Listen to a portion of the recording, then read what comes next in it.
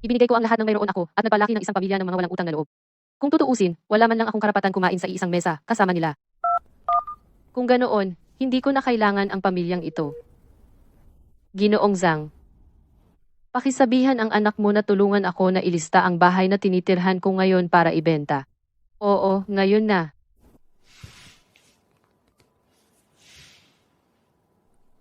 Kumusta? Gusto kong mag-report ng nawawalang card. Yung natatapos sa 8848. Debit card ko ng pensyon. Uwa, i-freeze mo na ngayon. Hindi na pala ako libreng katulong ngayon. Mabango na ang hangin. Maria, maganda ang lokasyon ng bahay mo. Handa silang magbayad ng 10,000 piso na sobra sa presyo. Cash. Pero may kondisyon. Kailangan nila ang susi ngayong gabi. Handang lipatan. Ano sa tingin mo? Walang problema. Kunin mo ang kontrata at pirmahan mo para sa akin. Nasa ilalim ng doormat ang susi. Pagkatapos na yung gabi, wala na akong kinalaman sa lugar na iyon. Nanay? Kumusta na ang hapunan? Tandaan, mapili ang boss. Gumamit ng jasmine rice. Gumamit ng free-range na manok. At ang set ng mga pinggan ay dapat mula sa sterilizer. Ang bagong set na binili mo. Tingnan mo, si Sofia ay talagang may kakayahan. Paikot-ikot ang biyanan niya sa kanya. Isa lang siyang matandang hampas lupa. Kung hindi ko siya pigilan, bibilhin niya yung $20 na basura para inisin ako. Tuwing may bisita kami sa hapunan, ako ang gumagawa ng lahat ng trabaho. Si Sofia ay nag-iimbita pa ng kanyang mga magulang. Nanay, maghiwa ka ng prutas at dalhin mo mamaya. Sa wakas, mula ngayon, hindi ko na sila kailangan pagsilbihan. Nagtataka ako kung kailan sila babalik at malaman na naibenta na ang bahay, kung ano ang magiging itsura ng kanilang mga mukha. Nanay, bakit hindi ka nagsasalita? Nanay, alam mo ayaw ni Sofia na ini-ignore siya. Kumusta na ang pagluluto? Magsalita ka lang.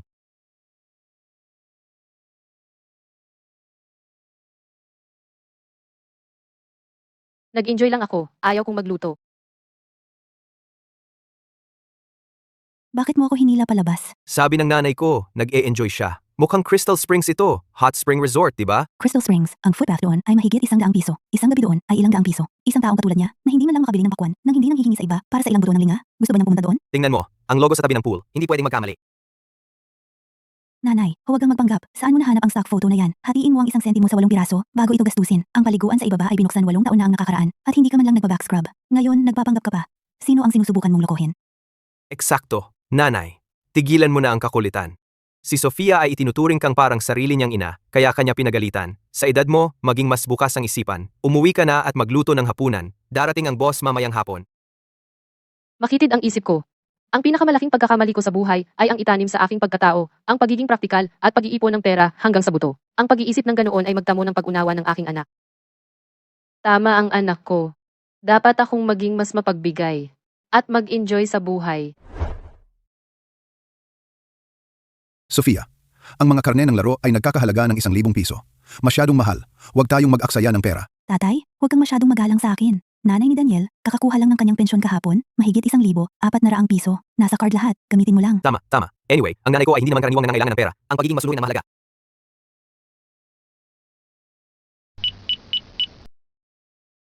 Pasensya na, nagpapakita ng error ang iyong card. Hindi naaprubahan ang transaksyon. May mali. Imposible. Itong card. Kahapon lang dineposito ang pensyon. Mahigit 1,400 piso. Subukan ulit. Ma'am, 2 beses ko nang sinubukan. Talagang hindi gumagana. Baka naman matagal nang ginagamit ang card na ito. Nasira ang chip o na-demagnetize. Tingnan mo, ang mga gilid ng card ay natutuklap. Tinakot mo ako. Ganyan ang nanay ko.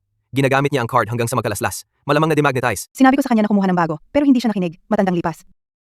Ano ang silbi ng pag-iipon ng ganyang kaliit? Ngayon nagdudulot ng problema. Hey, Sige, ako na ang magbabayad. Nakakaasar. Malamang hindi nila naisip na ako, ang kanilang on-call ATM na magagamit nila kahit kailan, ay isang araw ay kakanselahin ang card.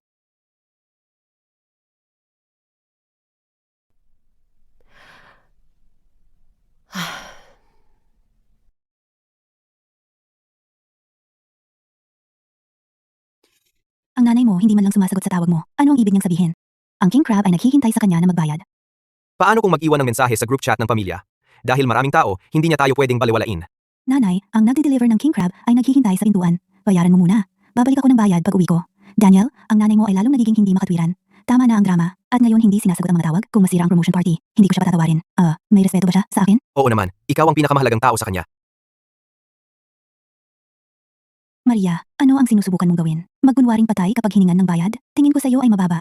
Nanay, huwag kang makipag-away kay Sofia, okay? Kapag galit siya, ako ang nagdurusa sa bahay. Maaari ka bang maging makatuwiran? Tigilan mo na ang paggawa ng gulo. Gulo? Ibinigay ko ang lahat para palakihin ka sa loob ng 37 taon, at ang tanging natatanggap ko ay, Tigilan mo na ang paggawa ng gulo.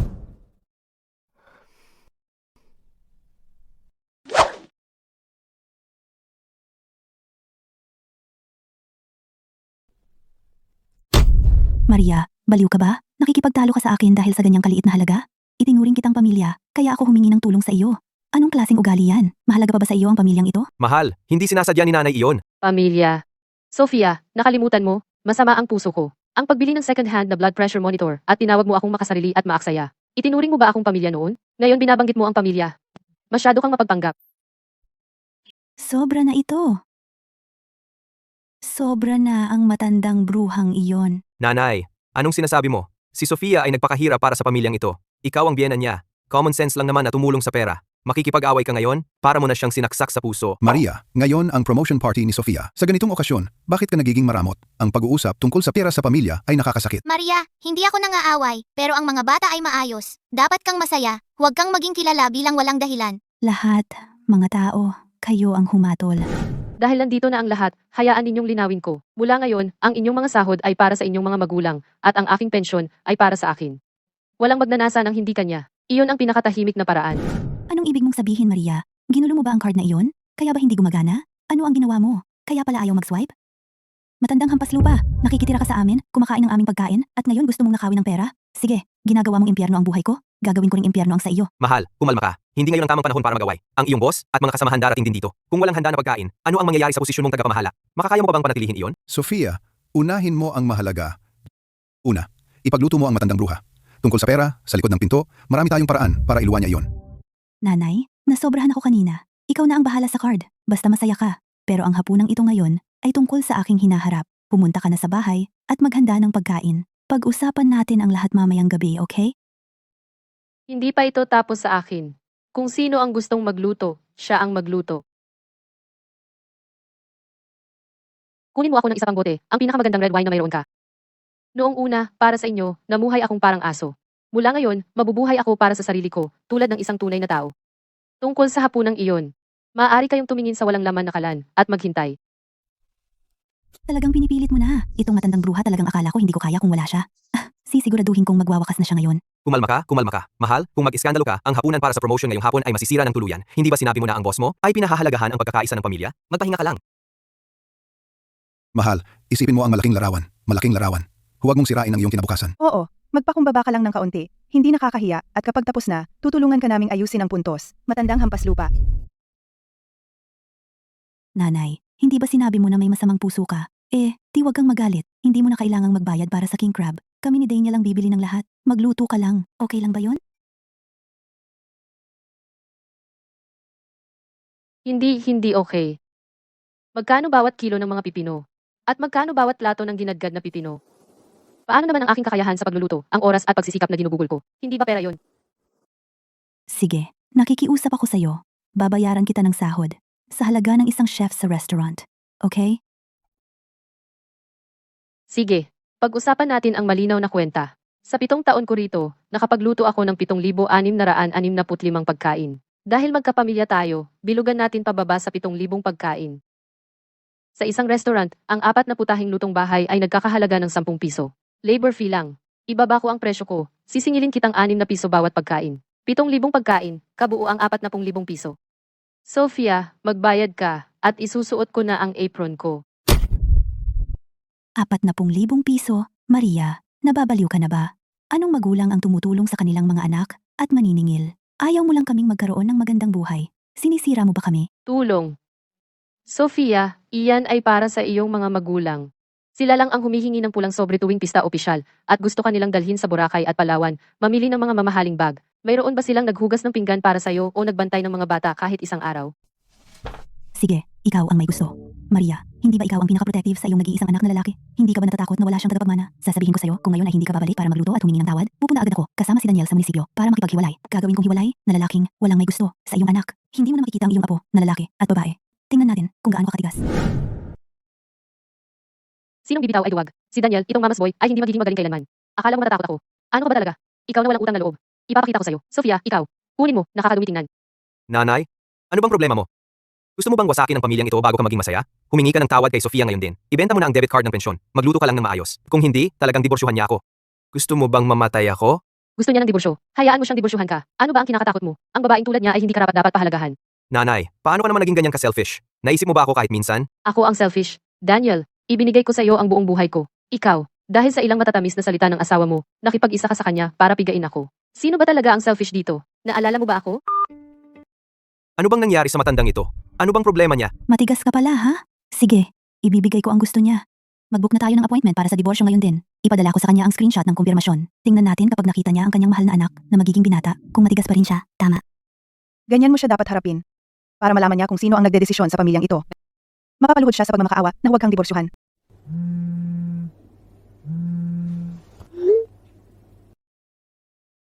Maria, binibigyan kita ng huling pagkakataon. Bago mag-alas 6 ngayong gabi, maghanda ka ng 20 putahe sa mesa at ibigay mo sa akin ang pinalitan na bank card saka. Sumulat ka rin sa akin ng 800 salitang liham ng paghingi ng tawad. Kung hindi, sa oras na iyon, ang anak mo ay magiging isang hindi ginustong diborsyado. Sa buong buhay mo, hindi ka na makakahawak ng apong lalaki. Ginoong. Medyo mas matindi pa. Sarap. Sofia? Ang nanay ko ay hindi sumasagot sa mga text ko at patay ang phone niya. Ano pa bang pwedeng gawin niya? Malamang sobrang takot niya, umiiyak habang naghihiwa ng karne sa kusina. Hindi mo naiintindihan? Sa buong buhay niya, ikaw ang pinakamalaking kahinaan niya. Isang banta ng diborsyo, at sobra siyang natatakot. Malamang nagluluto siya ng baliw, nagmamakaawa ng tawad natin. Hintayin mo lang. Tuturuan natin siya ng leksyon na hindi niya malilimutan para malaman niya na sa pamilyang ito, ako, si Sofia, ang namamahala. Ginoong Santos, lahat kayo, huwag kayong mag-arte. Ang luto ng biyanan ko ay talagang hindi ka panipaniwala. Hindi ako nagyayabang. Ang 20 pangunahing putahe ngayon ay antas ng Michelin star. Sofia, bihira ang ganitong dedikasyon. At mayroon kang napakagandang biyenan. Ang masayang pamilya ay pundasyon ng matagumpay na karera. Sofia, saan ka nakahanap ng ganyang biyanan? Ang biyanan ko, hindi na magluto. Kung hindi niya pinapahirapan ng buhay ko, magpapasalamat na ako. Eksakto, talagang panalo ka sa buhay. Sofia, huwag kang mahiyain. Ang nanay ko ay mahal ka higit pa sa akin. Hindi naman ganoon kalaki. Tuloy kayo. Nauubos na ang init ng pagkain. Nanay, uwi na ako.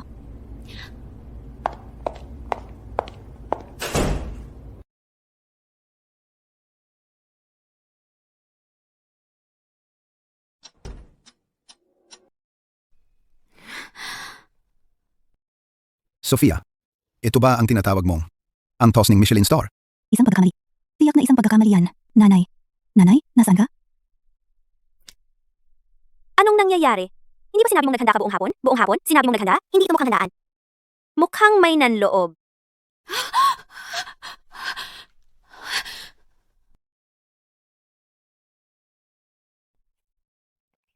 Maria, ikaw! Matandang hampas lupa na sinungaling. Nasaan ka? Nasaan ang pagkain? Sinisira mo ba ako? Ang boss ko at mga kasamahan ko ay nandito na. Paano ko ito haharapin? Ikaw, matandang hampas lupa. Hindi mo kaya. Yan ang problema mo. Wala akong pakialam. Ikaw mismo ang nagsabi, lutuin ko raw at maglakad-lakad ka muna para hindi mawalan ng gana ang boss. Ginagawa ko ang sinabi mo. Umalis ako ng maaga. May problema ba? Ikaw. Tumigil ka sa pagbaliktad ng usapan.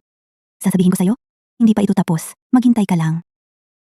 Sofia, huwag mong isipin na dito magtatapos. Simula pa lamang ito. Darating din ang karma mo. Maria, ano pa bang gusto mo? Sinasabi ko sa'yo, tiyak na hiwalayan ko ang anak mo. Oy. Matandang hampas lupa, pumatay ka ng linya sa akin? Anong nangyari? Itong matandang hampas lupa natakot din sa huli. Alam ko na. Bantaan mo sa anak niya. Susunod siya. Lahat, huwag mag-alala. Ang nanay ko babalik. Inayos niya ito. Tiyak, may dahilan siya. Magpapaliwanag siya. Nanay, sa wakas, Makiraan po, sino kayo? Carlo? Anong nangyayari? Kakabili ko lang ng bahay na ito. Bakit ang daming tao? Sino ka? Bakit ka pumapasok sa bahay namin? Ma'am, hindi ko kayo kilala, pero si Maria ang nagtiwala sa akin na ibenta ang bahay na ito. Ito si Brian Lim, ang bagong may-ari. Mangyaring umalis agad. anong sinabi mo? Naibenta na ang bahay? Naibenta ang bahay mo sa likod mo. At kumikilos ka pa rin na parang perpektong manugang na babae. Ang kapal ng mukha mo, parang pader na ladrilyo. Alam ko na, isang taong sobrang dominante, paano niya magagawang tratuhin ang biyenan niya na parang sariling ina? Siguradong nabaliw niya ito. Mga sinungaling kayo. Ito ang bahay ng mag-asawa ko. May karapatan akong tumira dito.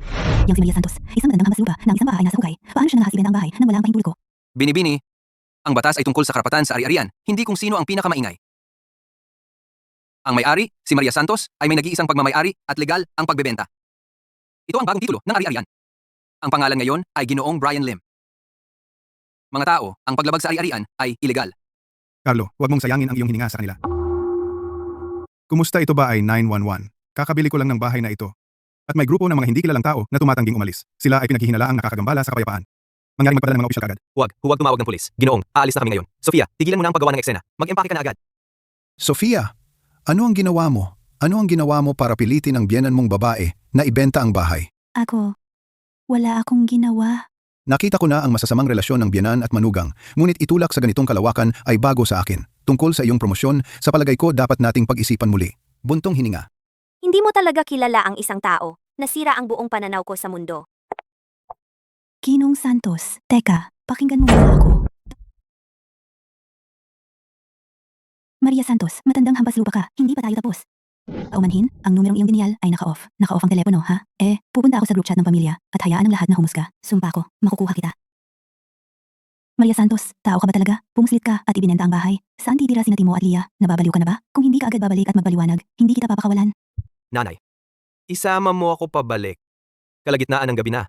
Ang mga bata ay umiiyak sa kalye. Sinusubukan mo ba kaming patayin? Makakontento ka ba niyan? Nanay, nakikiusap ako sa iyo. Ibalik mo ang pera. Bumalik tayo. Pwede ba tayong mamuhay ng normal? Huwag mo siyang pakiusapan. Maria, ito ay ilegal na pagtatapon ng ari-arian ng mag-asawa. Makakatanggap ka ng sulat ng abogado. Hindi lang kita gagawing ibigay ang pera, kundi pati na rin ipakulong ka.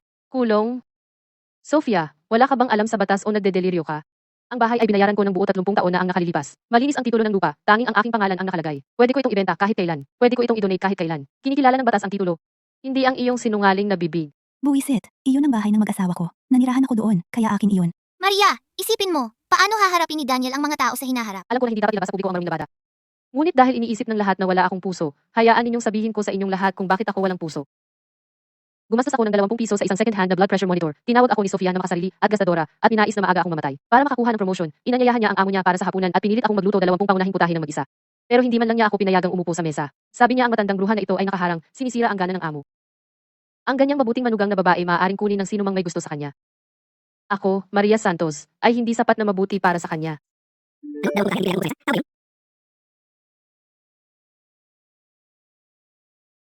Ang matandang hampas lupa na iyan, nirecord niya ito. Plano niya laban sa akin mula pa sa simula. Kalimutan mo na yan. Ano ang gagawin natin ngayon? Ano pa? Pumunta muna tayo sa hotel. Magbabayad tayo para itago ang ating mga gamit para sa gabi. Tapos na ang komedya. Oras na para bumalik sa bayang sinilangan ko. Ang mga araw ng pagtatrabaho na parang kabayo ay sa wakas ay tapos na. Ito ang tinatawag na buhay. Dati akala ko barong-barong ang lumang lugar na ito. Ngayon, bawat ladrilyo ay parang kalayaan. Sa hapon, sasayaw ba ako sa parke o magsasanay ng kaligrapiya sa sentro ng komunidad? Magagandang mga titik. Matatag ang mga stroke. Pero may bagay na napaka-sopistikado dito. Stroke. Stroke. Nakapag-practice na ba kayo noon, Ginang? Nambobola kayo. Bago ako magretiro, nagtrabaho ako sa pabrika at gumawa ng trabaho sa PR sa loob ng 7 taon. Kaya marami akong alam tungkol sa kaligrapiya at pagpipinta. Kasi simula ko lang at nahihirapan. Pwede ba akong humingi ng mga tip? Hindi eksaktong tip, pero masasabi ko na matatag ang pundasyon mo. Pero kulang sa personalidad. Ang dumi. 6 na tao siksik sa 2 silid. Sofia, paano may nakatira dito? Tiyagin na lang natin ng isang gabi. Kasalanan ng matandang hampas lupa na iyon. Wala na ang bahay. At ang 1,400 piso na pensyon, bawat buwan, wala na rin. Si Maria Santos ay talagang masama. Dahil sa isang stupidong blood pressure monitor, tinalikuran niya ang sarili niyang pamilya. Tinutulak niya ang sarili niyang mga apo sa gilid. Hindi, kailangan nating mabawi ang perang iyon. Nakaipon siya ng 30 taon na pambayad ng bahay kasama ang pensyon niya. Kaya siguro 4 hanggang 600,000 piso iyon. Gagastusin niya lahat? Hindi pwede. Daniel, nakikinig ka ba? Iyon ang mana mo. Ibinebenta niya ang bahay dahil sa blood pressure monitor. Bukas, baka gastusin niya lahat ng pera sa isang sugar daddy. Pero nanay ko pa rin siya. Medyo tense na ang mga bagay-bagay. Daniel, gising. Walang mapag-aralan ang mga bata. Wala tayong matitirahan. At magsasalita ka pa ng pagiging mabuting anak? Naisip ko na. Gusto niya ng kalayaan, diba? Siguradong gagawin ko siyang sikat sa masamang paraan. Dahil wala siyang puso, magiging walang awa rin ako. sisiguraduhin kong hindi siya makakalabas ng bahay. Sa lungsod ng Akasha.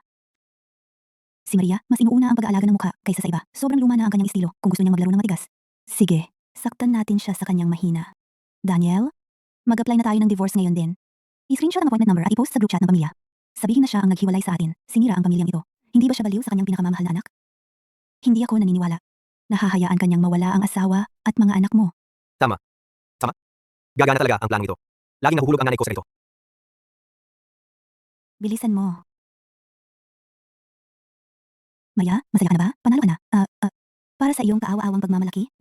Magdidiborsyo na kami ni Daniel. Sina Timo at Leah ay lalaki ng walang ina ngayon. Masaya ka ba?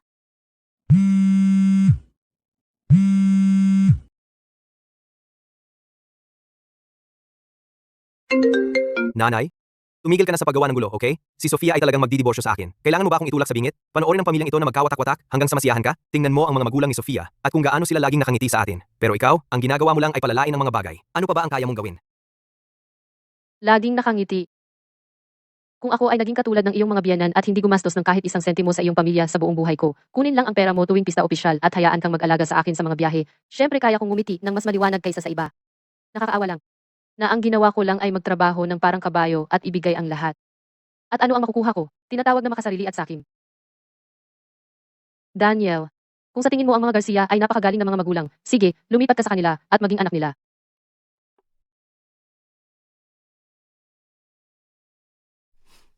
Lahat. Ang paglalantad ng maruming labada ay hindi ko pinili. Mula ngayon, ako, si Maria Santos, at si Daniel Santos at ang pamilya Garcia ay mag-aayos ng lahat ng mga account at putulin ang lahat ng ugnayan. Mula ngayon, maghihiwalay na tayo at hindi na magkikita pa. Paano niya nagawa? Ang nanay ko ay talagang umalis sa group chat. Iniwan niya ako. Sige, umalis ka sa grupo. Sino ang pinapakilabot mo? Kung wala ang matandang hampas lupa, hindi titigil ang mundo. Hindi ganon kadali. Sakto lang ang kinikita namin. Ang konting natitira sa amin ay hindi sapat para bayaran ang tuition ni Timo at Leah. Kung wala siya, kami ay maayos naman. Tatay, nanay, nakikita ninyong dalawang sitwasyon. Tumigil na talaga ang nanay ko sa pagtulong. Kaya, makinig kayo. Pwede ba kayong kumuha ng bahagi ng pensyon ninyo at gamitin ito para makatulong sa amin na umupa ng bahay muna? Hindi tayo pwedeng manatili dito magpakailanman. Ay naku Daniel, anak ka. Ang kulit mo. Ano bang sinasabi mo? Wala kaming pensyon. Wala rin kaming social security. Nanay, wala rito ang nanay ko. Kaya tigilan mo na ang pag-arte. Dati, sinabi mo lang na wala kang pera para siya ang magbayad ng mas malaki. Kayo ay may buwan ng pensyon na halos 800 piso. Alam ko yan. Ang konting iyan ay aming pondo para sa emergency. Matanda na kami at puno ng sakit. Kailangan naming itago ang perang iyon para sa amin. Tama, noong narito si Maria, siya ang nagre-reimburse ng aming gamot at pagpapatingin sa doktor. Ngayon, hindi na. Kailangan naming itago ang perang ito para sa aming gamot. Daniel, huwag kang maging ganoon kasakiman na hawakan ng aming pondo para sa pagre-retiro. Mahal, tama ang nanay ko. Hindi mo dapat hawakan ng pera ng mga matatanda. Paano ito? Hindi ba ikaw ay bumili ng ilang pribadong seguro para sa iyo at sa mga bata dati? Kanselahin mo sila. Ang perang makukuha mo ay sapat na para umupa ng bahay. Iyan ang seguridad para sa akin at sa mga bata. Sofia, wala ka bang siguro? Bakit hindi mo kanselahin ang sa iyo? Mahina ang katawan ko. Lalaki ka na, malakas at malusog. Wala kang masyadong sakit. Okay lang nalaktawan ang ilang taon. Tama. Bukod dito, Maria ikaw lang ang anak niya. Malamang magbabago ang isip niya. Pwede ka namang bumili ulit ng siguro. Maraming kumpanya ng siguro. Si.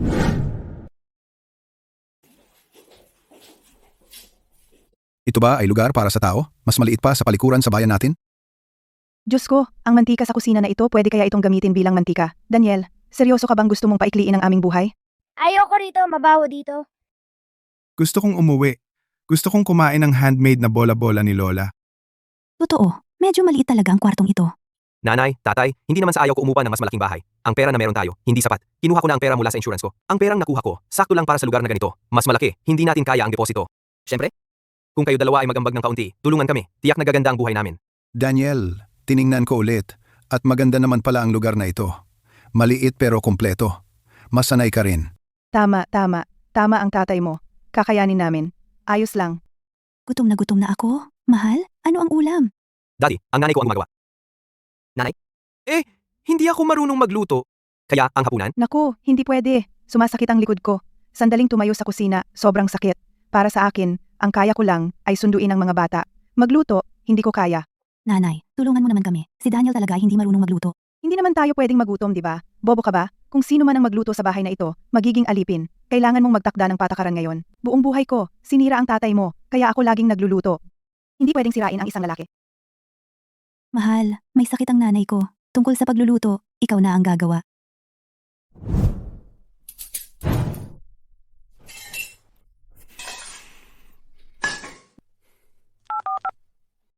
Ang kaligrafiya ni Zhao Mengfu, mukhang makinis, pero may nakaterong lakas, malaya at eleganteng. Tingnan mo itong karakter dito. Muta-muta nagbuhit ngunit tuloy-tuloy ang daloy. Oo, Buhay at sigla. kaya naman sinasabing ito ang tunay na pamana ng mga maestro. Ang pakikinig sa mga salita ni Ginang Santos ay isang masterclass. Kumusta? Sino ito? Nanay? Ako ito. Nanay, huwag mong ibaba.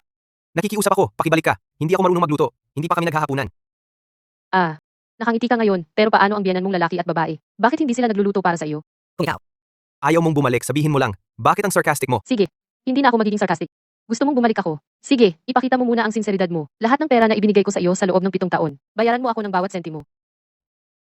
Maria, tao ka ba talaga? Ibinebenta mo ang bahay sa likod namin na iniiwan ang buong pamilya namin na walang tirahan. Hindi pa kami tapos sa'yo. At may lakas ka pa ng loob humingi ng pera? Managinip ka pa. Nagluluto? Malaking bagay? Sino ba ang hindi mabubuhay kung wala ang iba? Kakayanin ko naman.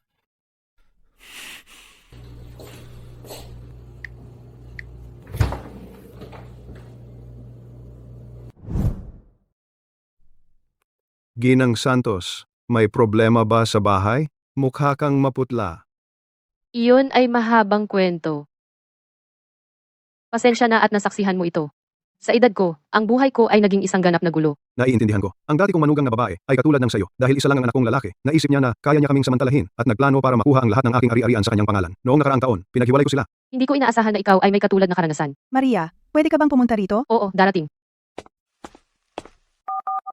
Alvin, hanapin mo si Maria Santos, isang retiradong manggagawa, at ang kanyang anak na si Daniel Santos, at manugang na si Sofia Garcia. Gusto ko ng buong ulat tungkol sa sitwasyon ng kanilang pamilya. Iulat mo sa akin. Ginong Reyes, sa 2 taon mula noong nagretiro ka, bukod sa kaligrafiya at pagluluto, hindi ka nagkaroon ng interes sa sinuman. Itong si Ginang Santos.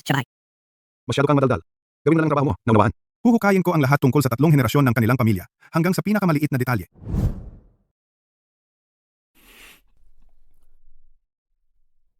Ano ito? Kakainin ba ito? Amoy sunog. Daniel, nilalason mo ba kami?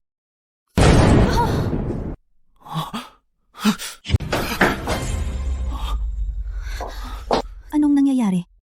Gusto kong gamitin ang microwave para painitin ang 2 itlog. Kalokohan.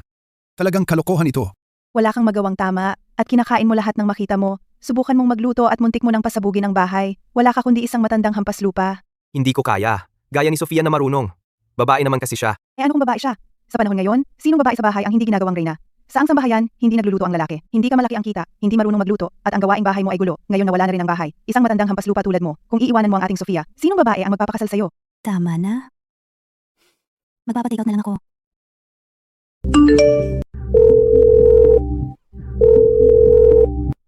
Ikaw ba ang tatay ni Lia? Mahigit kalahating oras ng tapos ng klase? Bakit wala pang sumusundo sa bata? Ginoong Lim, pasensya na. Papapuntahan ko agad ang susundo sa kanya.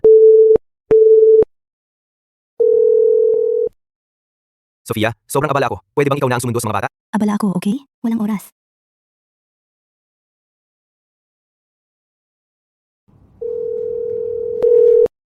Nanay?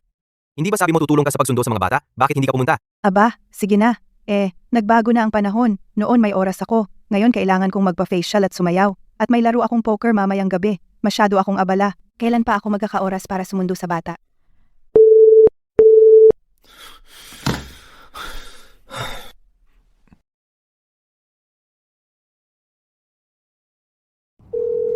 Nanay?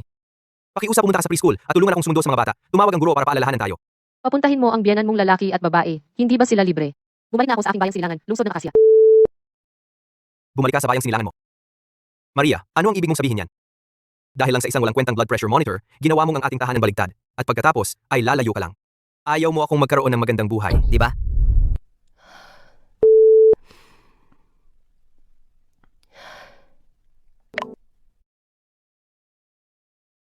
Gumising ako ng alas 5 tuwing umaga para maghanda ng almusal para sa pamilya. Dinadala ko ang e-bike sa 2 biyahe para ihatid si Timo at Lia at susunduin sila sa 2 biyahe sa hapon. Pag-grocery, pagluluto, paglilinis. Nagtatrabaho ako na parang aso. At sa huli, ang natatanggap ko lang ay ayaw mong magkaroon siya ng magandang buhay. Kaya dahil bumalik ako, hindi na ako makabalik muli. Nanay? Pakiusap, kayo ni tatay ang sunduin ng mga bata para sa akin, okay? Hindi mo ba gustong bilhin iyon? Ang bagong damit panayaw? Ibibili kita. At ang beauty treatment na nabanggit mo nung huli, kukuhaan kita ng membership. Sige, dahil napaka-considerate mo, gagawin namin ni tatay ang biyahe. Hey! Mahusay. Salamat, nanay. Totoo naman, ano bang maganda sa inyong mga bata? Wala kundi problema para sa aming mga matatanda. Nasaan si Timo? Ngayon naghiwalay kami ni tatay. Siya ang sumundo kay Leah at ako naman kay Timo. Sa daan, may tinawagan ako at pagkatapos ay nawala si Timo. Ikaw, ano ang sinabi mo? Timo! Timo! Hoy, nakita mo ba isang batang lalaki, mga 3 taong gulang, na nakaasul na jacket? Timo, lumabas ka na! Tigilan mo na ang pagtatago kay tatay. Timo.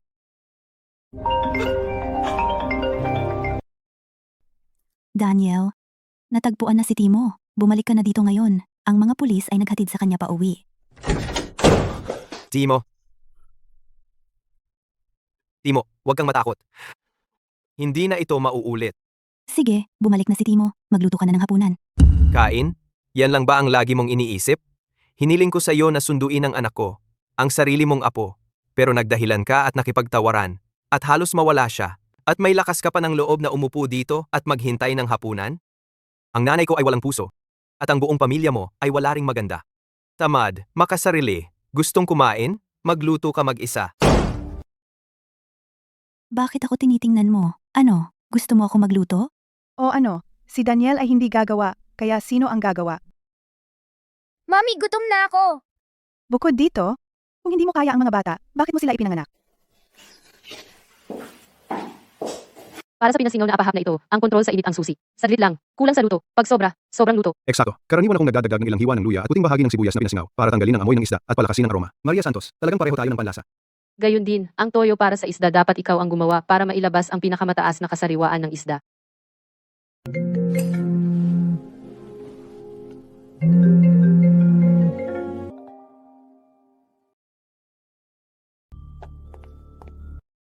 Ginoong Reyes, sinuri ko na ang lahat ng hiniling mo. May isang mahalagang balita.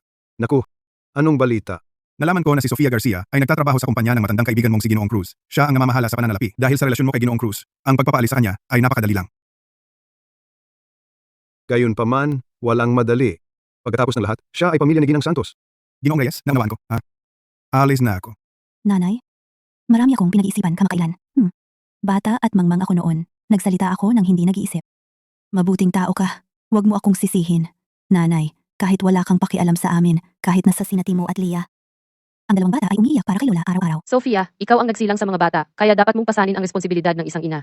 Noon, si Daniel lang ang pinalaki ko mag-isa. Ang mga kondisyon ay 100 beses na mas masahol kaysa ngayon. Ngayon, kayong 4 na matatanda ay nag-aalaga ng 2 bata. Kung hindi pa rin kayo kaya, ito ay nagpapakita na hindi lang kayo makasarili, kundi walang kakayahan.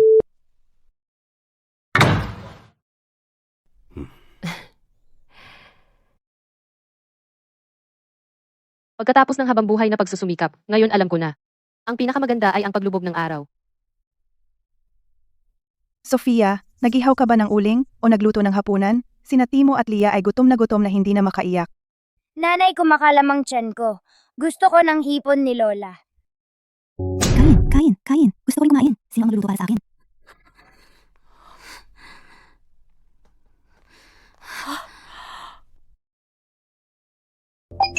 Ay, Sofia.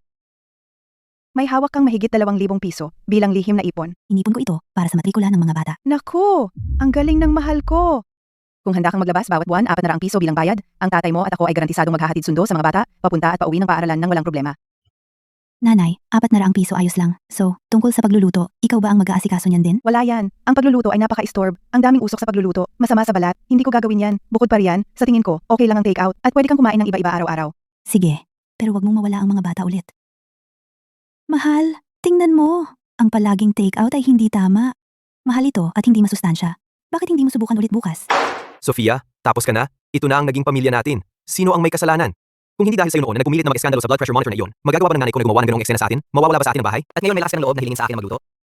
Hindi kita hiniling na gawin yan. Sasabihin ko sa'yo, kung gusto mo ng luto ng nanay ko, sige, humingi ka ng tawad sa kanya at aminin mong mali ka. Alamin mo kung paano siya mabawi. Kung hindi, tapos na tayo. Pumunta ka kung gusto mo, hindi ako pupunta. Siya lang ay sumusubok sa aking pasensya. Hindi ako naniniwalang kaya niyang maging ganoon kasama ang loob. Sa buong buhay niya, para sa'yo, sobrang ibinigay niya, walang paraan, naiiwan ka niya. Anyway, ito ay gawa mo. Mula ngayon, ang mga gulo na ito, wag mo akong gambalain sa mga ito. Wala yan. Kung magpapatuloy ito, bago sumuko si Maria, maubos muna ang aking lihim na ipon. Siyang nga pala, iyong kotse na nakuha namin na walang down payment. Ang buwanang bayad sa kotse ay lahat na kinuha mula sa debit card ng pensyon ni Maria automatiko. Medyo problema na ito ngayon. Ang bayad sa kotse ay mahigit $600 bawat buwan. Hindi ko nakuha ang promosyon sa pagkakataong ito. Tiyak na hindi ko kaya. Tingnan mo, ang nanay ko ay parang nakahanap ng bagong kasama. Hindi, talagang hindi. Kung talagang magpapakasal siya sa iba, kung gayon ang pera mula sa pagbebenta ng bahay, at lahat ng pera sa hinaharap ay wala nang kinalaman sa atin? Daniel, kailangan nating pumunta sa lungsod ng Akasya ngayon din. Humingi ng tawad sa kanya at magmakaawa na bumalik siya. Walang silbi. Noong nakaraan, pinagbantaan natin siya ng diborsyo. Hindi man lang siya kumiblat. Ngayon kung hihingi tayo ng tawad, lalo pa tayong hindi niya pagkakatiwalaan. Kung hindi gumana ang matigas na paraan, susubukan natin ang malambot. Daniel, mayroon pa tayong isang huling trump card. Mahal na mahal niya ang kanyang mga apo, diba? Isama natin sina Timo at Leah, puntahan siya at umiyak, at aminin ang ating mga pagkakamali. Walang paraan, makita ang mga batang iyon, makakaya pa ba niyang maging ganoon, kawalang puso? Mga mahal ko, namimiss niyo ba si Lola? Isasama kayo ni Mami, para ibalik si Lola, okay? Hindi. Nanay, hindi ba sinabi mo lang noong ilang araw ang nakaraan na ibinenta ni Lola ang ating malaking bahay at siya ay isang makasarili at masamang tao? Naku, anak, iyon ay sina Mami at Lola lang, nagbibiro. Kaya, kung kayong dalawa sa pagkakataong ito tutulungan sina Mami at Daddy na lokohin si Lola, ay, hindi. Ibig sabihin, imbitahin siyang bumalik, bibilhan ni Mami si Timo ng pinakamalaki, pinakaastig na Optimus Prime Transformer. At para kay Leah, iyong 3 palapag na kastilyo ng prinsesa. Kung mapapasaya natin si Lola, at bumili siya sa atin ng bago malaking bahay, isama ko rin kayong dalawa sa Disney World. Pwede tayong manatili doon hanggat gusto natin. Sige, pupunta tayo para ibalik si Lola. Ginang Santos, ang bulaklak na ito ay puno ng diwa. Hindi ko akalain. Mayroon kang nakatagong talento. Mayroon ka bang hindi magagawa? Masyado kang mabait, Ricardo. Dati akong nagtatrabaho sa publicity para sa unyon ng pabrika. Tugtog, kanta, sulat, pintura. Sumubok ako ng konti sa lahat. Ngunit sa kasamaang palad. Pagkatapos, itinuon ko ang lahat ng aking lakas sa mga kaldero at kawali at sa mga bata. Halos 30 taon na akong hindi humawak ng brush. Sino ang mag-aakala na may isang paa na sa hukay? Muli ko itong kukunin. Tiyak na dahil binitawan mo ito, kaya't ang oras na natitira sa iyo ay mahalaga. Ginang Santos, maikli ang buhay. Huwag nang mag-aksaya ng lakas sa mga tao at bagay na hindi karapat-dapat. Sa natitirang bahagi ng iyong buhay, kailangan mong mabuhay para sa iyong sarili. Mabuhay para sa aking sarili.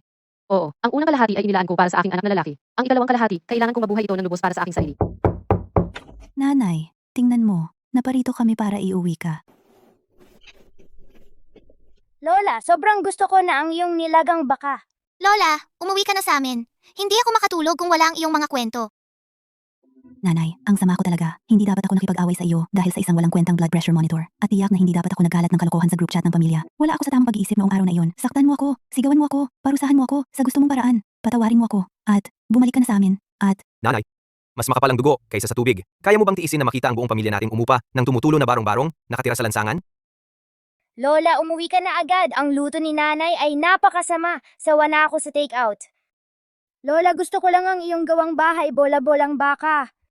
Lola, ginawa ko ito sa preschool. Isang tasa ng tsaa na gawa sa luwad para sa iyo. Sabi ng guro bukas ay araw ng show and tell. Gusto ko na sumama si Lola sa akin. Okay lang ba iyon? Mabubuting bata, kayong dalawa ay napakamaalalahanin. Naaalala pa rin si Lola. Kaya Lola, hindi ka galit kay nanay at tatay, tama? Hindi galit si Lola sa inyo. Nanay, hindi na galit si Lola. Ang malaking Optimus Prime na ipinangako mo sa akin, bilhin mo na ngayon. sige, bibili natin kapag nakauwi na tayo. Lola? Saka kailan ka bibili ng bagong bahay para sa amin? Sabi ni nanay, basta bilhin mo ang bagong bahay, gagantihan niya kami ng biyahe sa Disney World sa loob ng 1 linggo. Sabi rin niya, ang pera ng bahay ni Lola ay higit pa sa sapat na gastusin. Ah, kaya. Ang aking kapatawaran ngayon ay may presyo na rin. Sofia, isa kang mabuting nanay. Para sa bahay, para sa pera, gagawin mo pang kasangkapan ang sarili mong laman at dugo para sa pag-arte. Nanay, mali ang pagkakaintindi mo. Mga bata pa sila. Ano ba ang alam nila? Galing lang yan sa kindergarten. Nakakarinig ng ibang bata na nag-uusap ng kalokohan. Ang mga bata, kung ano-ano ang nasasabi. Alam mo, ang mga bata ay kung ano-ano ang nasasabi. Oo nanay, nagbibiro lang si Leah. Huwag mong dibdibin. Nanay, wala na talaga kaming ibang pagpipilian. Ang barong-barong na inuupahan namin ngayon ay maliit at mamasa-masa at natutuklap na ang pintura. Sina Timo at Leah ay may eksema sa buong katawan. Hindi sila makatulog sa gabi dahil sa sobrang kati. Palagi silang umiiyak para sa kanilang lola. Nanay, nasa edad na sila na lumalaki at natututo. Ang pamumuhay sa ganitong kapaligiran, talagang natatakot ako na masira ang kanilang buong buhay. Ikaw ang tunay nilang lola. Paano mo yan matiis? Huwag mo akong ganyanin. Dahil ikaw ang nagsilang sa kanila, trabaho mo na palakihin sila. Noong araw, pinalaki ko si Daniel mag-isa. Nanirahan ako sa isang tumutulong barong-barong, kumain ng atsarang gulay na may kanin, at pinalaki ko pa rin siya ng maayos. Ngayon ang dalawa sa inyo, mga matatanda na malakas, hindi man lang kayo makapagtaguyod ng sarili ninyong mga anak, at may kapal pa kayo ng mukha na tanungin ako, ang kanilang lola, kung kaya ko bang tiisin. Tama na, Maria. Huwag mo akong pakialamanan ng mataas. Ngayon, naiintindihan ko na. Ang pagbebenta mo ng bahay at pagbabalik sa iyong bayang sinilangan ay hindi tungkol sa walang kwentang mabuhay para sa sarili na iyan. Malinaw na ginawa mo yon para sa sugar daddy na ito, matandang hampas lupa. Nagtataka ako kung bakit bigla kang naging napakalamig at walang puso. Lumalabas na may bago ka ng kasama. Ibinenta mo ang tanging lifeline ng aming pamilya. Para lang ibato ang pera sa matandang hampas lupa na ito para makisama ka sa kanya. Tama ba? Hindi ka karapat dapat maging isang ina, lalo na lola. Makasarili kang matandang hampas lupa. Lumabas ka. Lumabas ka. Sofia, bantayan mo ang bibig mo. Ako, Maria, ay nabuhay sa halos buong buhay ko. Wala akong ginawang mali. Kung sino ang aking kasama at kung paano ako nabubuhay ay aking legal na karapatan. Wala kang karapatang magsabi ng ganyang karumihan. Ngayon, kaagad, ngayon din. Lumabas ka sa bahay ko. Maria, nababaliw ka na. Sinaktan mo pa ang sarili mong manugang na babae. Ganyan ba ang pag-asta ng isang nakatatanda? Sobra ka na ngayong araw. Huwag mong asahan na ako ay susuporta sa iyo, sa iyong katandaan. Hawakan mo na lang ang pera mo at tumira ka sa matandang hampaslupa na iyan. Pagre-retiro, buksan mo ang iyong mga mata at tumingin. Sa ganitong uri ng babaeng mapanlinlang, hindi ka na makakasustento sa sarili mo. Kahit mamatay ako, Maria, sa kalsada, hindi ako kailanman aasa sa tulad mo, isang walang utang na loob na hindi marunong malaman ang tama at mali. Lumabas ka. Ginang Santos, huwag mong parusahan ang sarili mo sa pagkakamali ng iba. Hindi ito katumbas. Pasensya na nakita mo iyon, Ricardo. Akala ko dati na kung magbibigay ako ng sapat, magpapakita ng pasasalamat ang mga tao. Pero hindi ko inasahan na pinalaki ko pala ang isang kaaway. Ang matandang hampaslupa na iyan ay naglakas loob na sampalin ako. Hindi ko ito pwedeng palampasin. Gusto niyang mag-enjoy ng komportableng buhay sa kanyang bayang sinilangan, sa kanyang mga pangarap. Kailangan nating mag-isip ng paraan. Milyon-milyong dolyar iyon para sa bahay. Hindi ito pwedeng mapunta sa mga kamay ng lalaking Reyes na iyon. Sisiguraduhin kong hindi siya mananatili sa lungsod ng Akasha. Ipapahiya ko siya at sisirain ang kanyang reputasyon. Hindi ba siya pinakanagmamalasakit sa kanyang reputasyon? Ipagkakalat ko ang chismis tungkol sa kanya. Sofia, hindi ito tama. Siya pa rin ang aking ina. Paano kung sumabog ito? Daniel, makapag-isip ka naman kahit minsan, sa kanyang puso, ituturing ka ba niyang anak na lalaki? Sa ngayon, sa kanyang mga mata, iyon lang ang matandang lalaki at ang konting pera na iyon. Kapag nasayang na niya ang lahat ng pera o nailipat na ang bahay sa iba, paano makapag-aaral sina Timo at Lia sa hinaharap? Paano sila mag-aasawa? Huwag kang mag-alala, gumagawa lang kami ng maikling video. Kapag pumayag na siyang ibigay ang pera, magpo-post kami ng paglilinaw. Sasabihin namin na isang hindi pagkakaunawaan. Sige, kahit ano sabihin mo.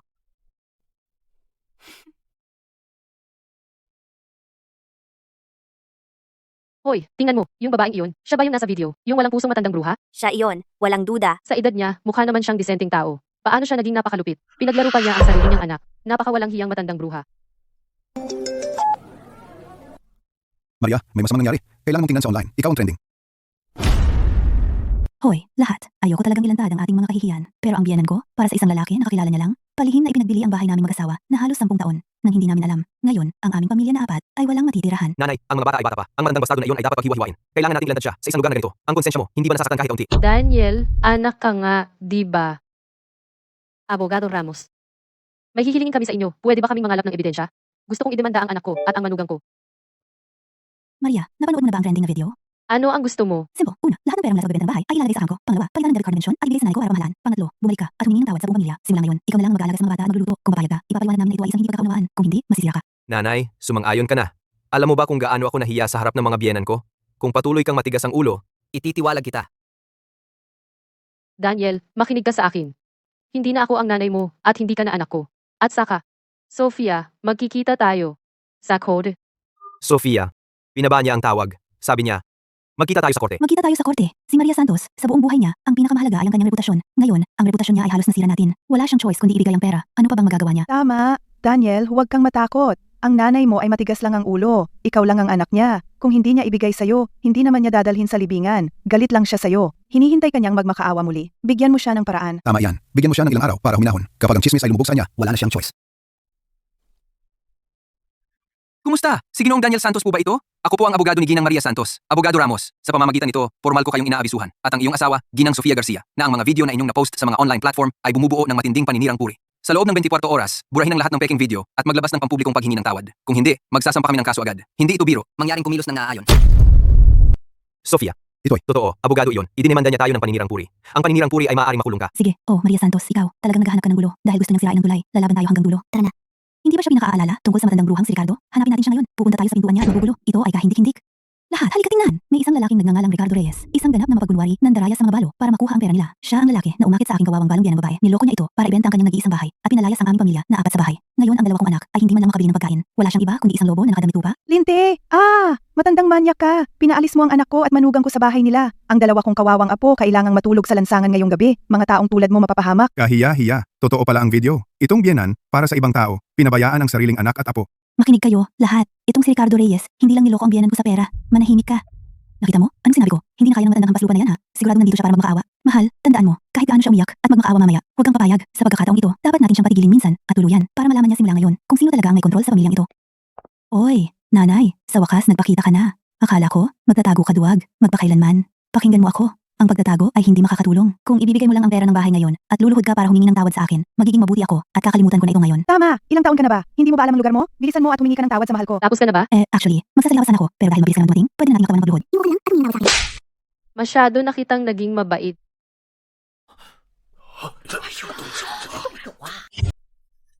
Ay, matandang hampas lupa.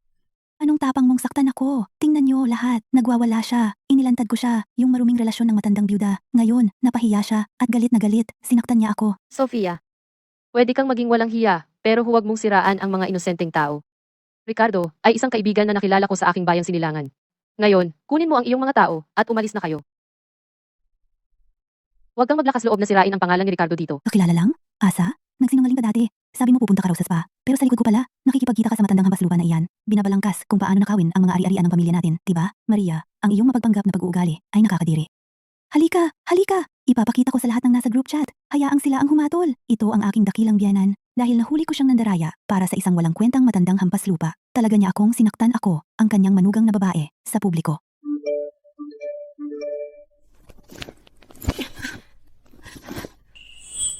Tingnan mo mabuti. Ito ang mga tiket sa spa. Ako, si Maria Santos, namuhay ng may integridad sa buong buhay ko.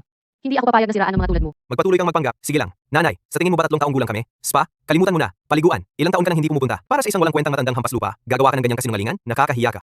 Tama.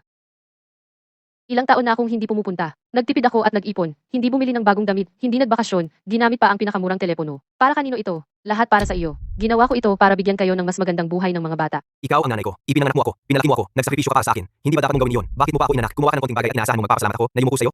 Sinasabi ko sa iyo ngayon. O ikaw agad ibigay ang pera mula sa pagbenta ng bahay, putulin ang relasyon sa matandang hampas lupa na iyan, at umuwi ka para humingi ng tawad na nakaluhod. O kaya mula ngayon, magkukunwari akong wala akong ina. Hinihintay ko ang sagot mo. Bingi ka ba? Ang sampal na ito ay para gisingin ka at para gisingin ang sarili ko. Sinaktan mo ako. Talaga namang sinaktan mo ako para sa isang matandang hampas lupa. Maria, mula noong bata pa ako, hindi ka man lang nagsalita ng malakas sa akin. Nababaliw ka na ba ngayon? Talaga namang pumanig ka sa isang matandang lalaki na bigla na lang sumulpot at sinaktan ako. Tama ka, baliw ako. Dapat baliw ako para magtrabaho ng parang kabayo sa kalahati ng buhay ko para lamang magpalaki ng anak na lalaki na hindi alam ang tama at mali. Isang bastardo na hindi alam ang itim at puti. Para sa akin, Maria, ang pinakamalaking kabiguan ng buhay ko ay hindi na hindi ako namuhay ng maayos, kundi na isinilang ko isang walang puso, walang utang na loob na nilalang na katulad mo. Matandang hampas lupa? Sira na talaga ang ulo mo. Anong karapatan mong saktan ng asawa ko? Kahit isang hayop, ay hindi kakain ng sarili nitong anak. Sinaktan mo ang sarili mong anak, ang sarili mong laman at dugo. Paano ka makakaharap ang mga ninuno ng Harper? Tinalisan mo ang pamilya Harper. Sino ka ba sa tingin mo? Paano maglakas loob kang banggitin sa akin ang mga ninuno ng Harper? Nitong mga taon, nakatira ka sa bahay ko, gumastos ng pera ko, kumain ng luto ko, may itinaas ka bang daliri para sa pamilyang ito? Nagdala ka ba kahit isang sentimo sa bahay? Maliban sa pagiging tambay na parang tamad na Reyna, naghihintay na serbisyuhan kita sa sopa, ano pa ba ang nagawa mo? Ang anak ko ay naging ganito lang dahil pangasawa niya isang makasarili at maliit na hampas lupa na katulad mo. Ginawa mo siyang ganap na walang katwiran. Ikaw na matandang hampas lupa, hinahanap mo ito. Wala na katarungan. Patayan. Lahat tingnan ninyo. Si Maria ay nananakit ng sarili niyang anak at manugang na babae dahil sa isang matandang hampas lupa. Ganyan ba ang ginagawa ng tao? Siya ay isang matandang hampas lupa na nasa balat ng tao. Matandang hampas lupa, takot ka na ngayon, no? Nasira ang reputasyon mo. Tingnan mo kung paano ka makakaharap sa hinaharap. Mas mabuting matuto ka. At Ang sampal na ito ay para turuan kang tumahimik yang masamang bibig mo. Dahil ang buong pamilya mo ay walang hiya, huhubaran ko ang inyong mga maskara isa-isa sa publiko. Maria, ikaw, tama na yan. Sa harap ng lahat ng taong ito, nang aasar ka. Sobra na yan. Sobra na. Sobra na yan sa'yo. Mga tao, kayo na ang humusga. May matandang ganito ba? Nakikipagrelasyon sa matandang hampas lupa sa labas at gusto niyang ibenta ang tanging bahay namin. Ang buong pamilya namin pumunta dito para kausapin siya. Ngunit sa halip, binalingan niya kami. Hinampas kaming lahat. Tingnan ninyo ang mukha ko. Tingnan ninyo ang mukha ng asawa ko. Ang taong ganito, karapat-dapat ba siyang maging ina? Ang lala naman yan. Pero Maria, siya kasi ay tila matatag. Hindi maaari. Hindi mo alam kung ano ang nasa puso ng isang tao. Ang sarili niyang anak at manugang na babae ay kapwa humabang para akusahan siya. Tiyak na totoo. Eksakto. Kung saan may usok, may apoy. Para sa isang lalaki, iniwan niya ang kanyang tahanan. Sobra na nga talaga.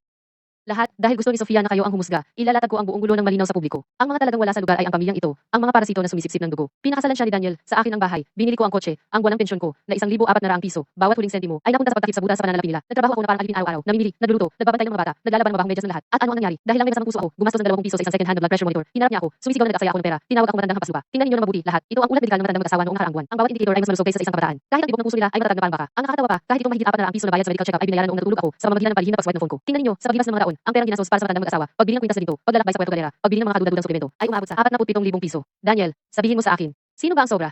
Sino ba ang dapat umalis sa pamilya Santos? Diyos ko! Mahigit 40,000 piso? Hindi sila in-laws. Mga bandido sila. Gamit ang pera ng biyena na babae para sustentuhan ang buong pamilya, tiyak na itim ang puso ni Sofia. Isang buong pamilya ng mga linta. Kung ako ay may manugang na babae na ganyan, pinalayas ko na siya noon pa. ikaw huwag mo akong lokohin ng walang kwentang bagay na yan. Pumunta kami rito ngayon hindi para ayusin ang gulo na ito. Nandito kami para hulihin yang matandang hampas lupa. Huwag mong subukan na palitan ang usapan gamit ito para takpan ang iyong lumang pagkakamali. Tama iyan. Isa lang siyang matandang hampas lupa. Patunay ang litrato. Lahat. Ibukas ang inyong mga mata at tingnan. Paano naman magiging peke ang litratong ito? Tingnan mo ang yakap at lambing na ito. Hindi ba nakakadiri? Ay, may litrato nga pala. Kaya pala sobrang kumpiyansa ka. May backup ka pala. Ang plot twist na ito ay nagpapasakit ng ulo ko.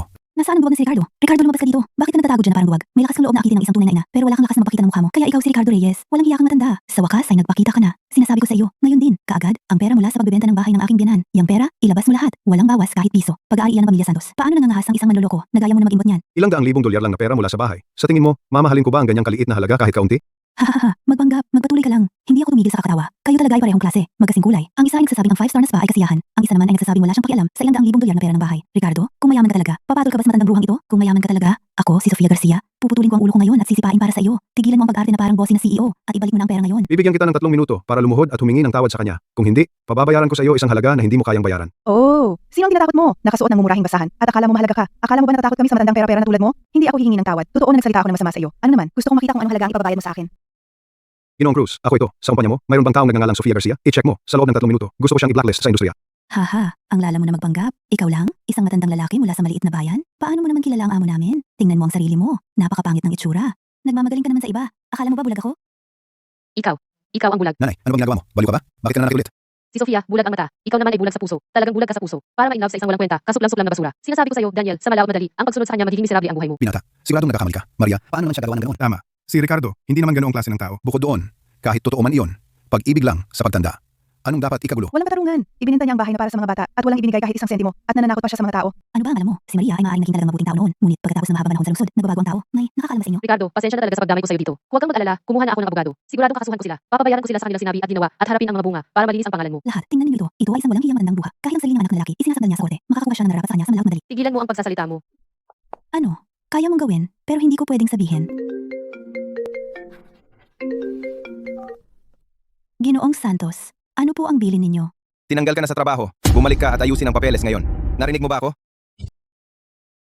Sofia, anong problema? Ako, sa tingin ko, nawalan na talaga ako ng trabaho. Sabi ng HR, seryosong lumabag ako sa mga regulasyon ng kumpanya at na-blacklist ako sa buong industriya.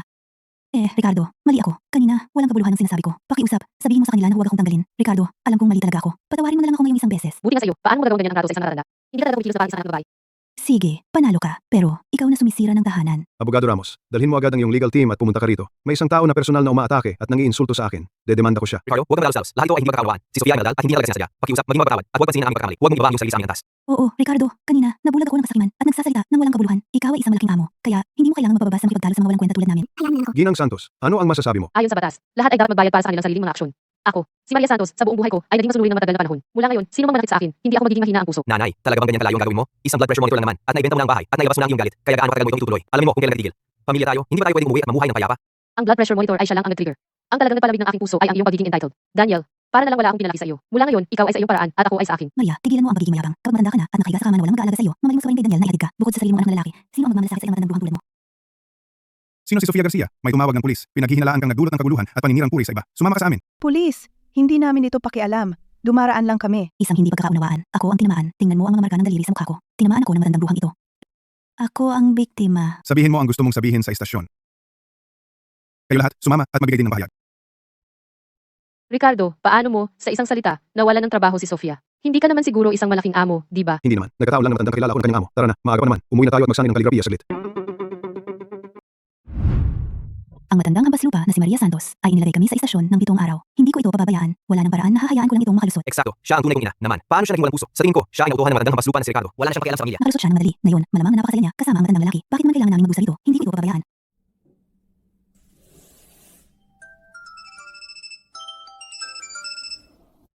Maria, tingnan mo ang group chat ng pamilya. Si Sofia ay parang asong ulol, tumatahol at kumakagat sa lahat. Sabi niya inabuso mo raw ang anak mo. At, naku, ang mga sinasabi niya ay talagang kakilakilabot. Ang mga kamag-anak ay talagang naniwala sa kanya at nagchichismisan tungkol sa iyo. Mga tiyo at tiya, kailangan ninyong husgahan para kay Daniel at sa akin kung ano ang patas dito. Ang biyanan ko, si Maria Santos, napakalupit niya. Dahil sa maliit na bagay, tinawagan niya talaga ang pulis para arestuhin ang sarili niyang anak at manugang na babae. Wala siyang pakialam kahit sa sarili niyang mga apo. Hindi maaari.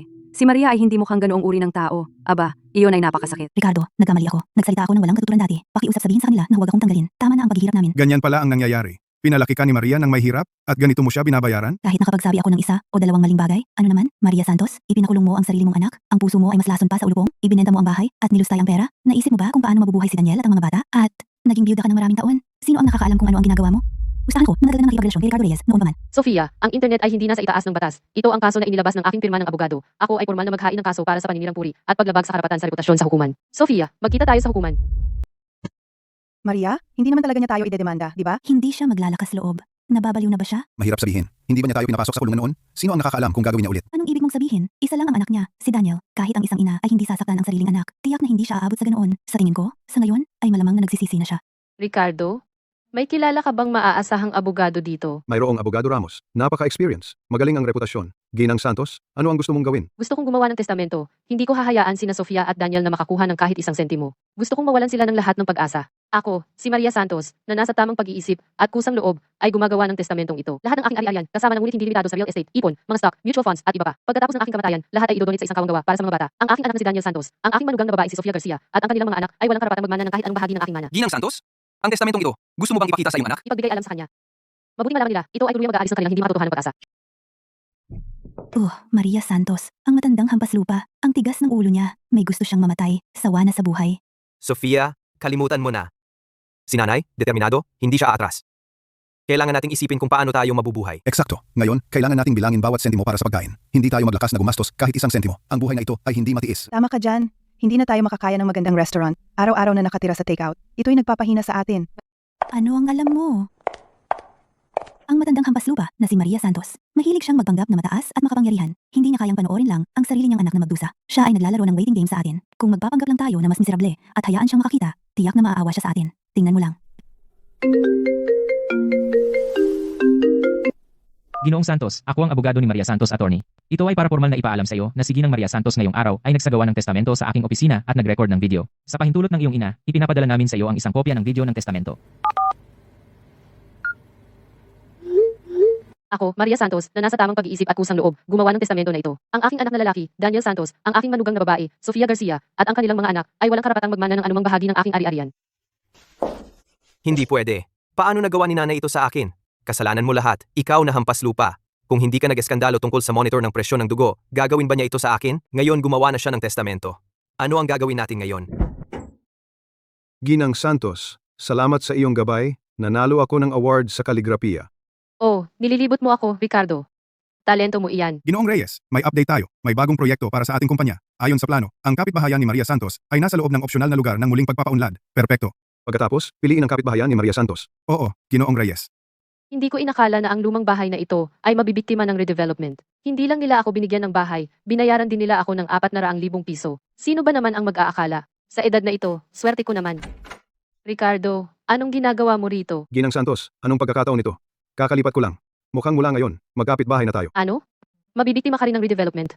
Ito ay sobrang pagkakataon. Oo, baka ito na ang tadhana. Dahil magkapitbahay tayo, huwag kang mahiyang bumisita, pumunta ka sa bahay ko. Bumili lang ako ng sariwang sangkap. Perpekto, magluluto ako ng mga lutong bahay ngayon. Tikman mo ang luto ko. Sige, hindi na ako mahihiya. Timo, itong karakter. 3 beses ko nang ipinaliwanag. Tingnan mong mabuti. Daniel, bilis, tingnan mo ang group chat ng pamilya. Yang matandang hampas lupa na si Maria. Paano naman siya nagkaroon ng ganyang swerte? Nanay, ang bahay ni nanay talagang na-redevelop. Oo, yang matandang bruha, ginawa niya talaga iyon ng sadya. Alam na alam niya ang tungkol sa redevelopment. Kaya niya ginawa ang ganyang eksena. Nakuha niya lahat ng benepisyo. Ang tuso ng matandang iyon. Eksakto. Iyon na nga, sinadya niya tayong lokohin. Tara na, bumalik na tayo sa bayang sinilangan ngayon. Kung maglalakas loob siyang itago lahat ng pera, haharapin natin siya. Ang perang ito ay dapat sa atin noon pa. Tara na. Ang nilagang baka na ito, ang susi ay kontrol sa init. Kailangan itong pakuluan sa mahinang apoy para lumabas ang taba at sumipsip ng lasa ang karne. Talagang masarap. Malaman ngunit hindi mataba. Ginang Santos, napakasarap ng luto ninyo. Maria, buksan mo ang pinto. Nanay, tigilan mo na ang pagtatago. Alam kong nandyan ka. Mukhang hindi ko sila matatakasan. Maria, matandang bruha, marunong ka talagang magplano. Alam mo na ang tungkol sa redevelopment mula pa, hindi ba? Kaya sinadya mong ibenta ang bahay para maalis kami. Napakasama ng puso mo. Nanay, paano mo nagawa ito sa akin? Ako ang sarili mong anak na lalaki. Pinlano mo pa ako. Tao ka ba? Kumakalaban ka ba sa akin, Sofia? Daniel, sobra naman ang pagpapahalaga ninyo sa inyong sarili. Ang pinakamalaking pagsisisi ko sa buhay ay ang pagpapalaki sa aking anak na naging sobrang unreasonable kaya pinakasalan niya ang isang tulad mong walang kwenta. Tigilan mo na ang kalokohan. Hindi kami makikipagtalo sa iyo. Ito ang bagay tungkol sa bahay na ito at sa bayad pinsala sa pagpapaunlad. Kailangan mong ibigay kay Daniel ang kalahati nito. Bakit? Dahil si Daniel ay anak mo. Dahil tumira siya sa lumang bahay na ginagawa sa loob ng mahigit 18 taon. Kaya ang kalahati nito ay sa kanya.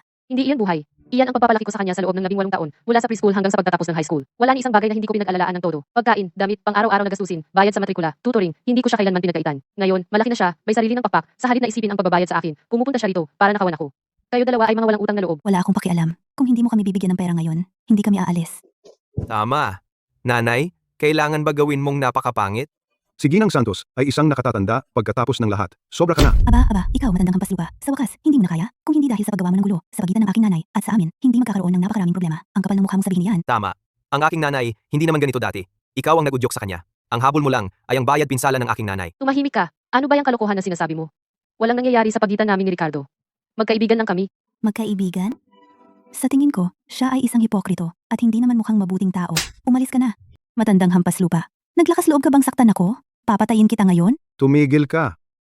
Alam ko na lahat tungkol sa'yo. Ginang Santos ay marami nang ginawa para sa'yo. Pero dahil lang sa monitor ng presyon ng dugo, iniinsulto mo siya, siniraan, at pinagkalat ng masama tungkol sa kanya. Ang ganitong uri ng bagay, kahit kanino man ito mangyari, ay nakakasira ng puso. Nakakasira ng puso. Eh ano ngayon? Siya ang aking biyanan na babae. Tungkulin niya na tulungan kami. Kailangan niyang ibigay sa akin ng pera ngayon. Gusto man niya o hindi. Hindi pa ito tapos. Ako na ang bahala dito. Iminumungkahi kong umalis ka na ngayon, nawala na ang iyong trabaho. Huwag mong hayaang ang isang padalos-dalos na udyok ang magdulot ng pagkawalan ng trabaho ng iyong asawa rin. Hahaha, ikaw ay nananakot sa akin? Anong kapangyarihan mayroon ka upang tanggalin din ang aking asawa? Sino ka ba sa tingin mo? Naghahari-harian? Kung talagang mayroon kang ganoong kapangyarihan, makakasama mo ba si Maria? Itong walang kwentang matandang hampas lupa? Ginang Santos ay matapat, mabait, at masipag. Siya ay 100, 1,000 beses mas mabuti kaysa sa'yo. Ang mga taong katulad mo ay walang kakayahan. Gumagamit lamang ng moral na pananakot at umaasa sa iba. Ang iyong asawa ay nagtatrabaho sa grupo ng Tabing Ilog. Ang kanyang pangkalahatang tagapamahala ay si Roberto. Tama ba?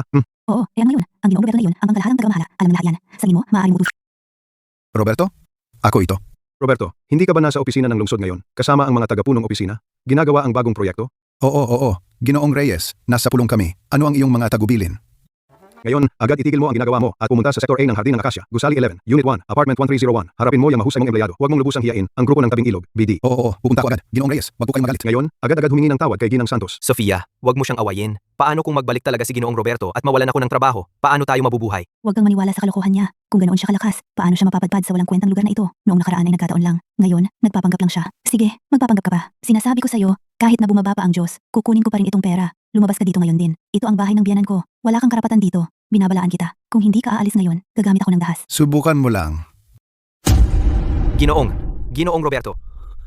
Ginoong Roberto, anong ginagawa mo dito? Maliit na bagay lang, bakit ka napunta dito? Buwisit, kaawa-awa ka.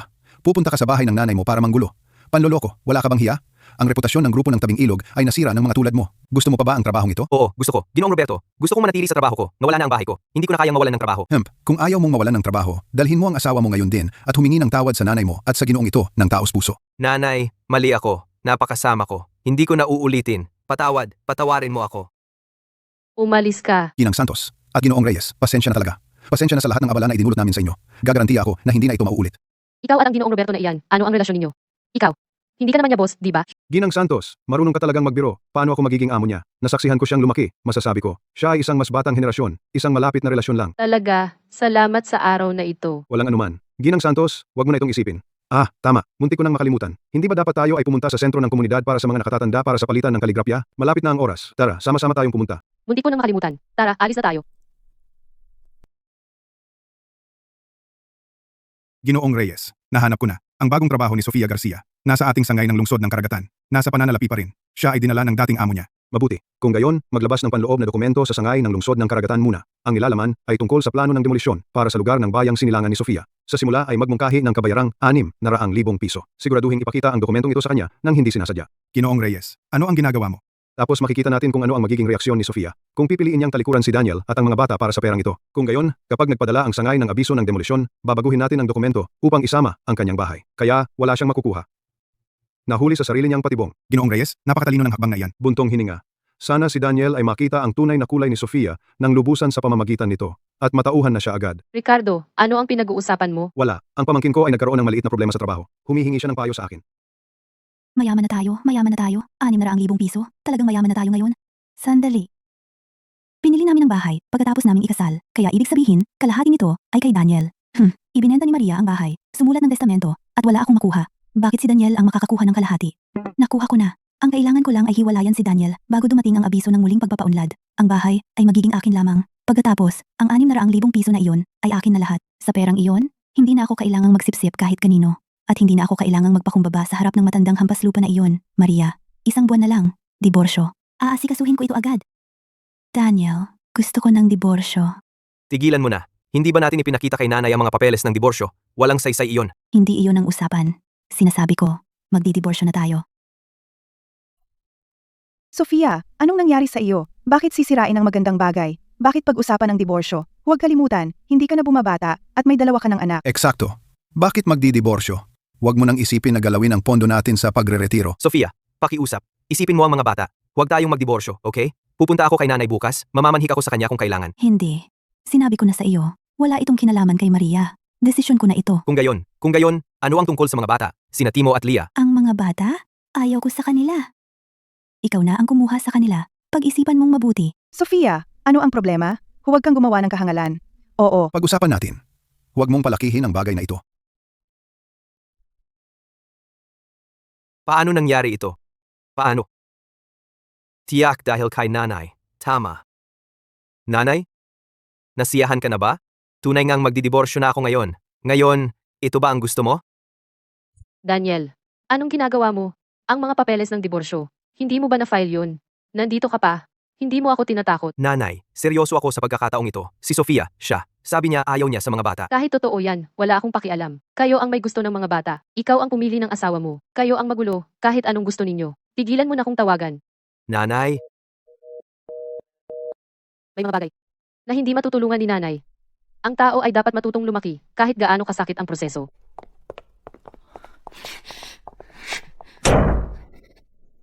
Sofia, nababaliw ka na ba? Huwag kang padalos-dalos. Sa edad mo, hindi ka na ganun ka. Appealing. Si Daniel ay medyo clueless, pero at least sinusunod ka niya. Kung papalitan mo siya ng bago, sino ba ang nakakaalam kung magiging mabuti o masama? Tama. Hindi ba kayo pwedeng mag-usap ng maayos? Huwag magmadali. Malaking bagay ang diborsyo. Nanay, tatay, tingnan ninyo ito. $600,000? Diyos ko. Ang bahay ay nasa masamang lokasyon at nasa bayang sinilangan natin. Hindi naman namin ginastusan ng malaki. Hindi ito maibenta kahit $60,000. Ngayon, kapag nakipaghiwalay ako kay Daniel, lahat ng bayad pinsala sa pagpapaunlad ay akin na. Ha ha ha. Oh, mahal ko. Ang talino mo. $600,000. Mayaman na tayo. Eksakto. Diborsyo. Bilisan mo at hiwalayan na siya. Si Daniel ay wala ng silbi. Hihilahin lang tayo pababa. Daniel, nagdesisyon ka na ba? Uulitin ko. Tiyak na hihiwalayan kita. hinding-hindi kita hihiwalayan. Gusto kong makita kung kaya mo. Sofia, paano ka naman naging napakawalang puso? Binili ng nanay ko ang bahay ng mag-asawa, hindi nabanggitin ang kotse, at tinulungan pa niya akong bayaran ang bahay ng mga magulang mo. Sa lahat ng mga taon na ito, sinuportahan ko ang mga magulang mo. Lahat ng kita ko, bawat sentimo, napunta sa iyo. Ngayon gusto mo ng diborsyo bigla-bigla? Sa panaginip mo lang. May isang buwang panahon ng pagpapalamig sa diborsyo. Kung maghihintay tayo hanggang lumabas ang abiso ng pagpapaunlad, at malaman ni Daniel, wala nang paraan para makuha ko ng mag-isa ang bayad pinsala sa pagpapaunlad. Daniel, huwag kang ganyan. Hindi kita hahayaang umalis, na wala kang dala. Lahat ng utang ko sa iyo, babayaran ko. Ano ang gusto mo? Sisikapin kong bayaran ka hanggat kaya ko. Pero ang bahay na tinitirhan ng mga magulang ko, hindi ko iyon maibibigay sa iyo. Kung hindi, babalik sila sa bayang sinilangan, at wala nang matitirahan. Tatay, nanay. Ganyan din ba ang iniisip ninyong dalawa? Sinusuportahan ba ninyo ang diborsyo namin? Daniel, ang pag-ibig ay hindi mapipilit. Dahil determinado si Sofia, itigil na ang pagpapahirapan. Tama iyan. Mas mabuting tapusin na ngayon. Habang bata ka pa, magdiborsyo na lang. At makakahanap ka ng mas mabuti. Siye, diborsyo, ha? Okay. Dahil lahat kayo ay walang puso, makinig kayo sa sasabihin ko. Sustento para sa 2 bata hanggang sila ay maging 18 ay ₱160,000 babayaran ng isang beses. Walang bawas kahit piso. Sobra naman iyan. Walang bawas kahit piso, kung gusto mo o hindi. Sige, ₱160,000. Malaki yan, alam ko. Pero para sa iyo, at sa mga bata, titiisin ko, at babayaran. Anong nangyayari? Gusto ba niyang magdiborsyo ng ganoon na lang? Alam mo, wala akong ganoong pera. Eto ang deal, ibibigay ko sa iyo ang pera, sa panahon ng pagpapalamig ng diborsyo, pero kailangan mong pumayag sa mutual divorce ngayon din. Mukhang, desidido na siya na hiwalayan ako. Pumapayag ako. Hindi ako naniniwala sa mga walang laman mong pangako. ₱160,000 sa 4 na hulugan. Ipadala mo na ngayon ang una. Siya. Tatay, nanay, kayo, pahiram muna ako ng ₱40,000. Alam ko sa lahat ng mga taon na ito, pinatuyo ninyo ang aking biyenan, at nakaipon siya ng malaking yaman. Kami rin. Mas mabuting pag-isipan mo ito ng mabuti.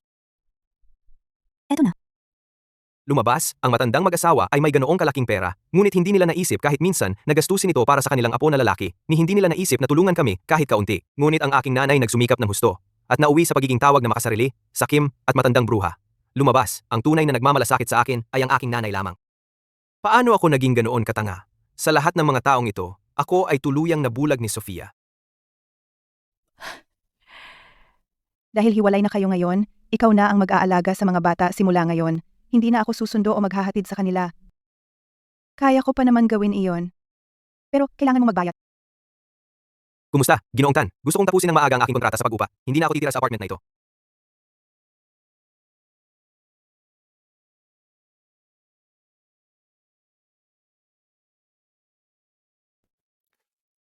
Hindi ko inaasahan na ang natutunan ko sa kumpanya, mga kasanayan sa pag-edit ng video, ay magiging sobrang hinahanap.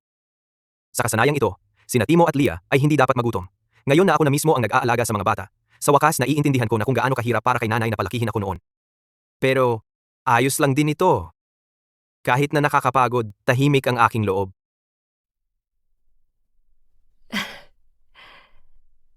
Maria, Nasa bayan ako kanina at nakita ko si Daniel. Saan? nasa lumang bayan ito, sa paligid ng komunidad ng Silangan. Kasama niya sina Timo at Leah. Gusto mo bang tingnan? Kalimutan mo na, hindi ako pupunta. Si Daniel ay matanda na. Ang ilang mga bagay, kailangan niyang harapin ng mag-isa. Hayaan mo siyang dumaan dito ng mag-isa. Ginang Santos, ano ang problema? Parang ang iyong anak, talagang nagdiborsyo. Malamang totoo. Ginang Santos, ito ay maaaring magandang bagay. Ang pagdaan sa mahihirap na panahon ay tumutulong upang makita mo ang tunay na pagkatao ng mga tao. Para sa iyong anak, ito ay paglago pa rin, ngunit mahirap na uri. Ahem. Sige, bumalik na tayo sa pagsasanay ng kaligrapiya. Pagod na pagod ako. Ay naku, sobrang abala ako sa trabaho. Nakalimutan kong sunduin sina Timo at Leah mula sa preschool ulit.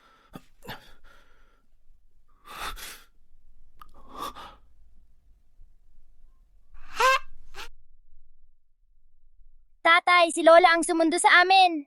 Tatay, bumili rin si Lola para sa amin ng maraming masarap na merienda.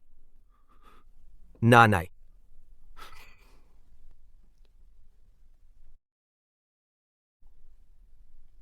Ang batang ito, sa wakas ay lumaki na siya. Hindi masama, mas maganda pa kaysa sa inaasahan ko. Nanay, ngayong mga araw na ito, ako ang nag-aalaga ng mga bata. Talagang napagtanto ko kung gaano kahirap para sa iyo noong mga panahon na iyon. Dati akong nag-iisip na ang lahat ng ginawa mo para sa akin ay itinuturing ko lang na natural. Ngayon naiintindihan ko na kung gaano karaming pagsisikap ang inilaan sa mga bagay na inakala kong natural lang. Nanay, pasensya na talaga. Naiintindihan mo, sapat na iyon. Nanay, huwag kang mag-alala. Hindi na ako magiging immature gaya ng dati. Gagawin ko ang gaya ng ginawa mo noong panahon na iyon at tututok sa pagpapalaki ng mga bata. Nagastos mo na ang isang habang buhay sa pag-aalaga sa akin. Para sa natitirang araw mo, mabuhay ka para sa sarili mo. Huwag ka nang mag-alala sa amin. Ang marinig ka na nagsasabi niyan ay nagpapakalma sa isip ko. Hindi ko sila pababayaan na tratuhin akong parang ATM at mambiktima pa sa akin. Pero hindi rin ako magiging malamig ang puso parang isang estranghero. Pagkatapos ng lahat, ikaw ang anak ko at sila ang apo kong lalaki at babae. Ano ang gusto mong kainin? Hayaan mo akong magluto para sa inyong lahat. Oh, nanay. Para sa diborsyo, si Sofia ay nagbigay sa akin ng 160,000 piso. Nagbabayad siya ng hulugan at naibigay na niya sa akin ang 40,000 piso. 160,000 piso. Hindi iyon parang siya. May kakaiba dito. Kakaiba rin iyon para sa akin. Mukhang talagang gustong-gusto niyang magdiborsyo. Kung ano man ang kanyang ginagawa, tandaan mo lang na manindigan ka. Lunes hanggang Biyernes, susunduin ko ang mga bata, magluluto ng hapunan. At aalis. Sa weekend, ikaw na ang bahala. Simula ngayon, kailangan mong tahakin ang sarili mong landas.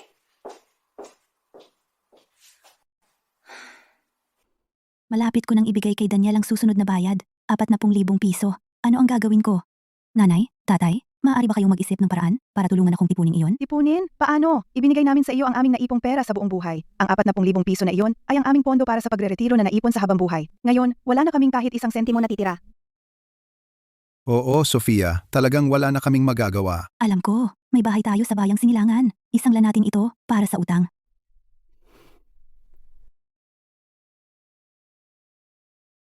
Ginang Garcia, masyadong luma ang bahay na iyan at malayo ang lokasyon. Sa pinakamataas, 30,000 piso, wala na. 30,000 piso lang. 30,000 piso lang. Iyon ay kulang pa ng 10,000 piso. At mayroon pang 80,000 piso mamaya. Umutang ka sa isang usurero.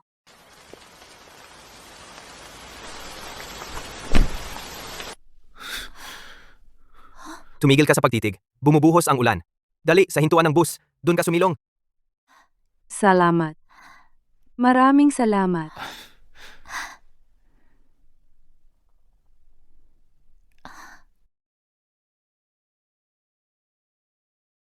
Utang na loob ko sa iyo ngayon. Kung hindi, ang mga paninda ko sira na sana. Walang anuman. Maliit na tulong lang. Ito ay mga gawang kamay na bayad bawat piraso? Oo, Dahil kailangan kong alagaan ang anak ko, gumagawa ako ng mga maliit na gawang kamay. Ikaw? Nakakatuwa namang naitanong mo. Single parent din ako. Nakatira ako sa kapitbahayan na iyon. May part-time akong trabaho mula sa bahay. Ang liit ng mundo. Nakatira din ako doon. Saan mo dinadala ito? Sa korporasyon ng Bagong Mundo doon. At kumukuha din ako ng mga materyales doon. Kaya kung sakaling kailangan mong maghatid o kumuha ng materyales, tawagin mo lang ako. Ang anak ko ay pumapasok sa daycare na malapit. Daanan ko iyon. Oh, hindi ako pwedeng. Sobra naman iyon. Bayaran kita sa pagpapatakbo. Huwag mong banggitin ang pera o magagalit ako. Walang anuman, hindi kailangan. Salamat ng marami.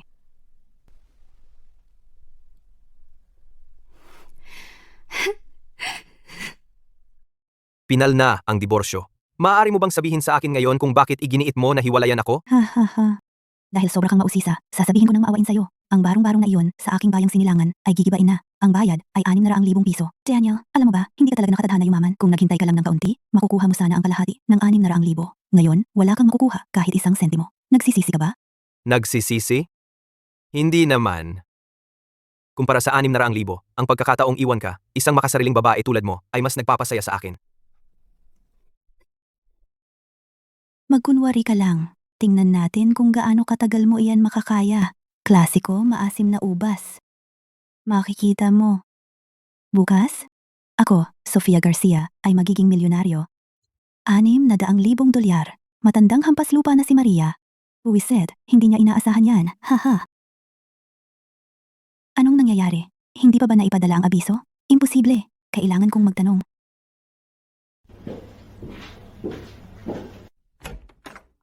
Tagapamahala Santos, Abala? Si Sofia ito. May maitutulong ba ako? Wala. Pinabati lang kita. Alam kong abala ka. Ang abiso ng proyekto ng pagpapaunlad, na-postpone ba? Hindi naman. Natapos naming ipadala kaninang umaga. Lahat ng kasali ay naimpormahan na. Naipadala? Lahat na ipadala? Sandali, bakit wala akong natanggap? Tagapamahala Santos, may pagkakamali ba kayo? Ang bahay ko ay nasa loob din ng hangganan ng proyekto. Dahil sa pinakabagong proyekto, may maliit na pagbabago sa plano. Tingnan mo. Dito nagtatapos ang hangganan ng proyekto. Humihinto mismo dito. Ang bahay mo ay nasa labas ng hangganan, kaya hindi ito kasama sa pagpapaunlad na ito. Sa wakas, hindi natitira sa barong-barong na ito na walang bintana. Ang hirap ng buhay natin. Kapag nakuha na natin ang pera, bibili muna tayo ng marangyang kondo. Mga bintanang mula sa sahig hanggang kisame. Oo, sabi ni Sofia, makukuha natin ang pera bukas. Sino ba naman ang mag-aakala, sa edad kong ito, maaari akong maging milyonaryo at mag-enjoy sa buhay mayaman? Oo naman. Pagkatapos, magpapafacial ako araw-araw. Bibili ng alahas na ginto. At gagawin ng lahat ng matatandang kaibigan na inggit sa akin. Mahal, bumalik ka. Kumusta ang nangyari? Nakuha mo ang pera? Nakita ba ng kumpanya kung gaano tayo kahirap at binigyan tayo ng $10,000 na dagdag? Ha? Tama. Sabihin mo sa tatay mo kung magkano ang kabuuan nating nakuha. Ang bahay ay hindi gigibain. Ano? Ano ang sinabi mo? Hindi natuloy ang demolisyon. Paano ang naipon nating pera? 40,000 piso iyon. Nawala na lang ganoon. Wala kang kwenta. Ang tatay mo at ako ay nagsumikap ng husto para maipon ang lahat ng pinaghirapan natin. At ngayon, wala na lahat. Isanla na nga natin ang bahay. Paano tayo makakaraos? Kumusta, Ginang Garcia? Paalala lang. Dapat bayaran mo na sa loob lamang ng 5 araw. Mangyaring ihanda ang bayad, ikaw ang sasagot sa late payment. Tapos na. Dapat bayaran na ang usurero. Wala na. Huwag mag-panic. Huwag mag-panic. Sofia, ang pera hindi ba nasa kay Daniel pa? 100,000 at 60,000 piso. Basta't maibalik natin ang perang iyon, masosolusyonan na ang lahat. Tama, pakasalan mo siya ulit. Kung magpakasal kayong muli, babalik ang pera sa ating pamilya. Sofia, makinig ka kay nanay. Si Daniel, walang bahay, walang kotse, walang pera, at may 2 siyang pabigat. Walang may gusto sa kanya. Bumalik ka lang at lambingin mo siya, at magsabi ng ilang magagandang bagay. Magpapasalamat siya ng sobra, at babalik siya agad. Oo nga. Bukod dyan, siguradong hindi niya alam na hindi natuloy ang demolisyon. Sabihin mo na lang sa kanya na makakakuha ka ng 600,000 piso. Tama. Kaya, pinalampas mo ang pagkakataon na maging milyonaryo. Nagsisisi ka ba? Dati, pero ngayon hindi na. Nagising na ako sa katotohanan. Sa halip na mag-alala sa basurang iyan, Mas mainam na mabuhay ng panatag at mag-enjoy sa kasalukuyan. Sa ngayon, masaya ako.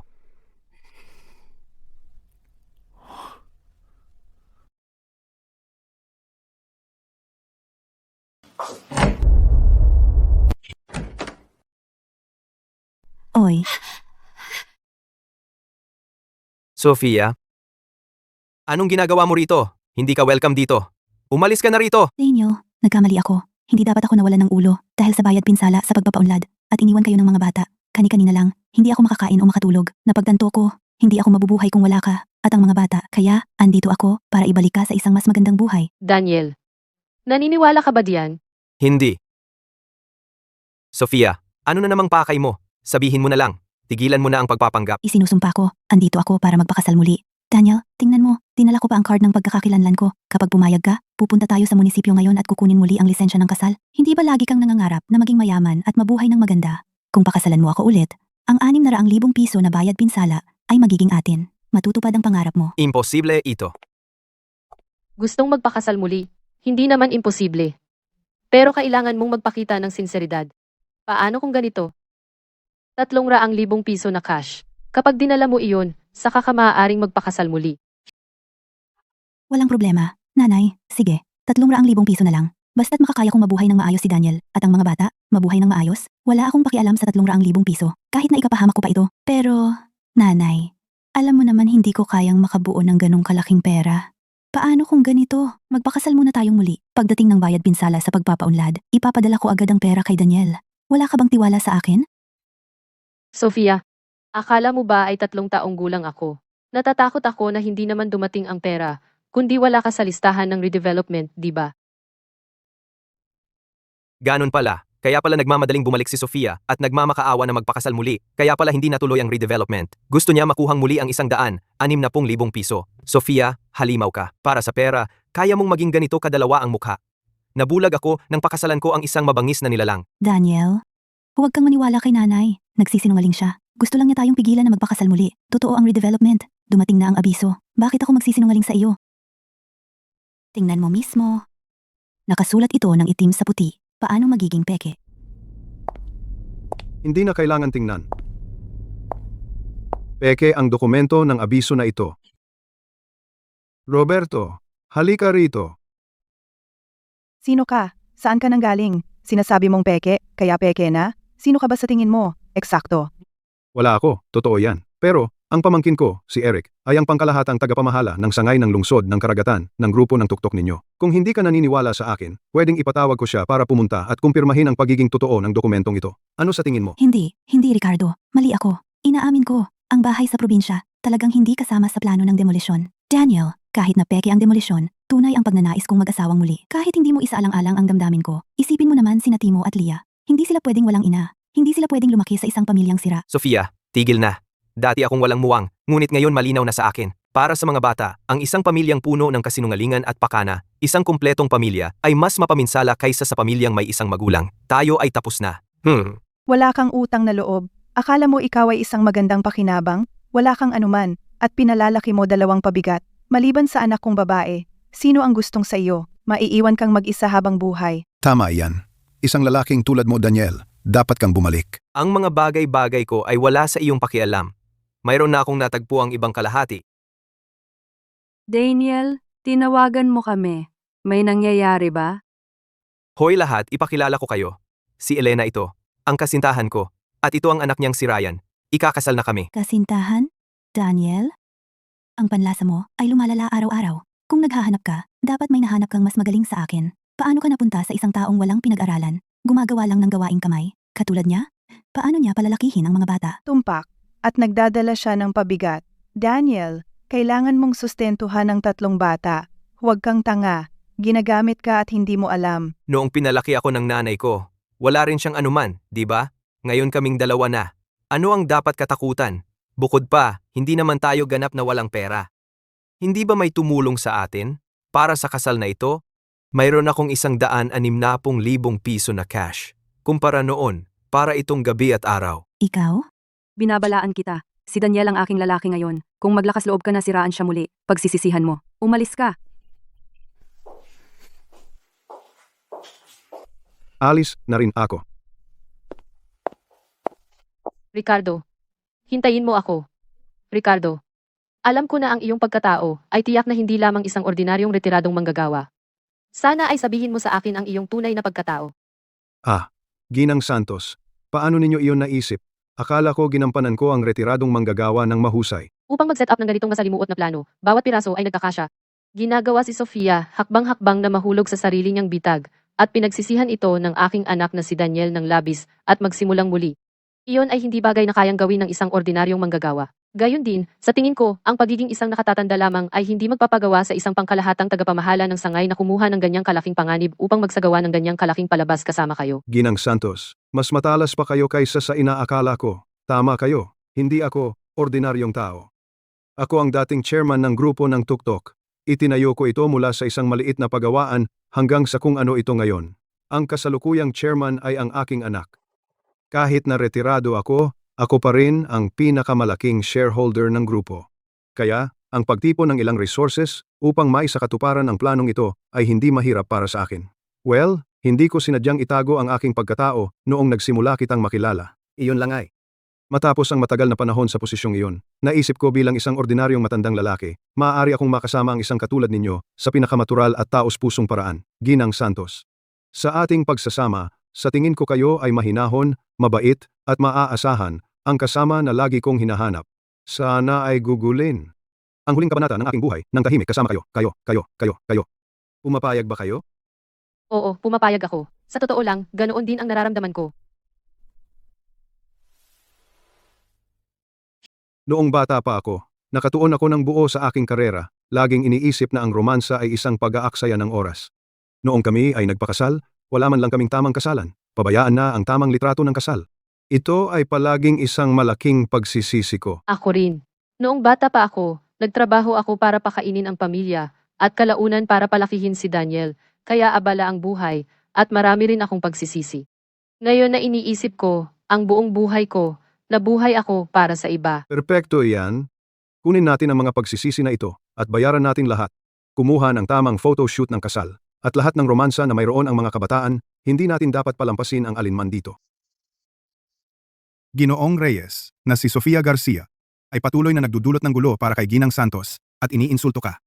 Dapat ba akong sabihin sa sangay na opisina na tanggalin siya at turuan siya ng leksyon? Hindi na kailangan. Si Ginang Santos ay hindi gaanoon kaliit at hindi niya ito papansinin. Bukod dito, ang kasakiman at pagkamakasarili ni Sofia Garcia ay ang kanyang sariling pinakamasamang kaaway. Siya ay naghasik ng mga buto at aanihin niya ang nararapat sa kanya. Manood na lang tayo.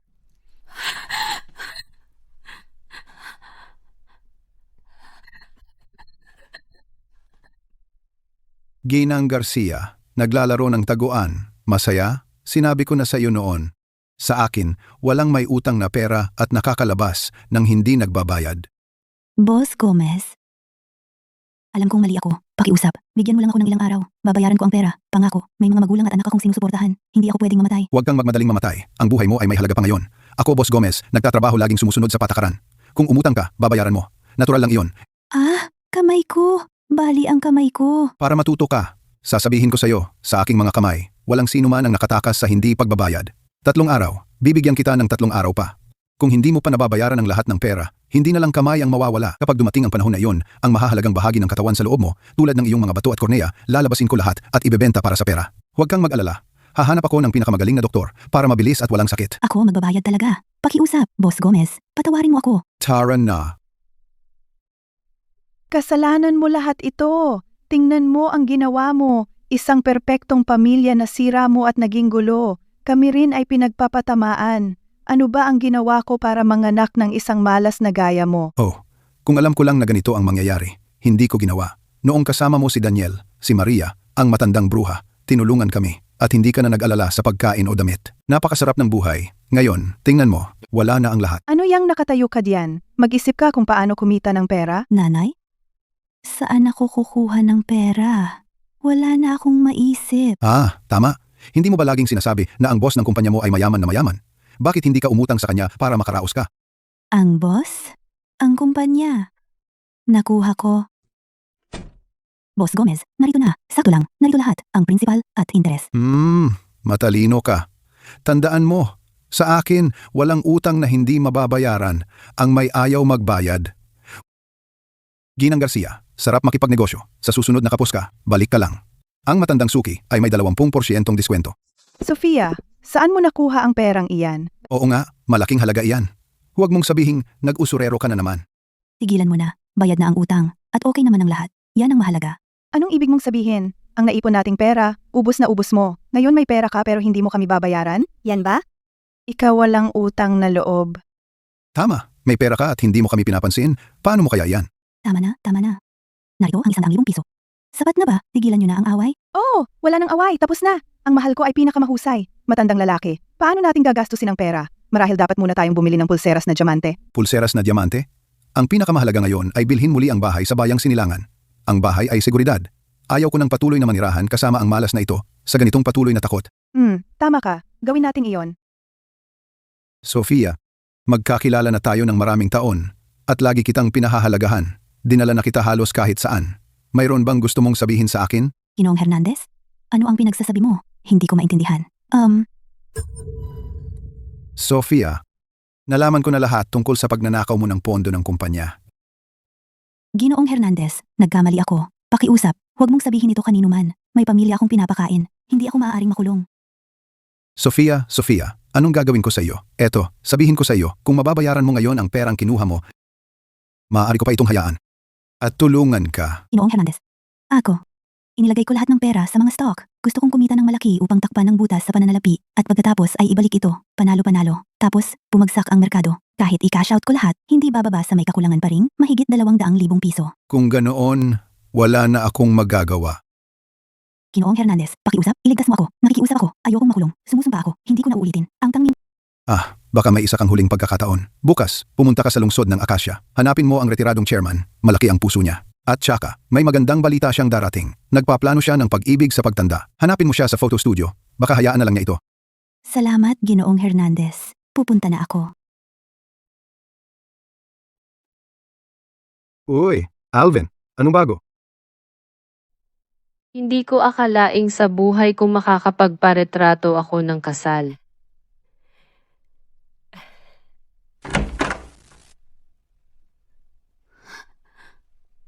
Maria, matandang hampas lupa. May lakas ka ng loob na magpasikat dito. Kasalanan mo lahat. Masamang biyanan na babae. Para sa isang mahinang monitor ng presyon ng dugo, muntik mong sirain ang pamilya ko.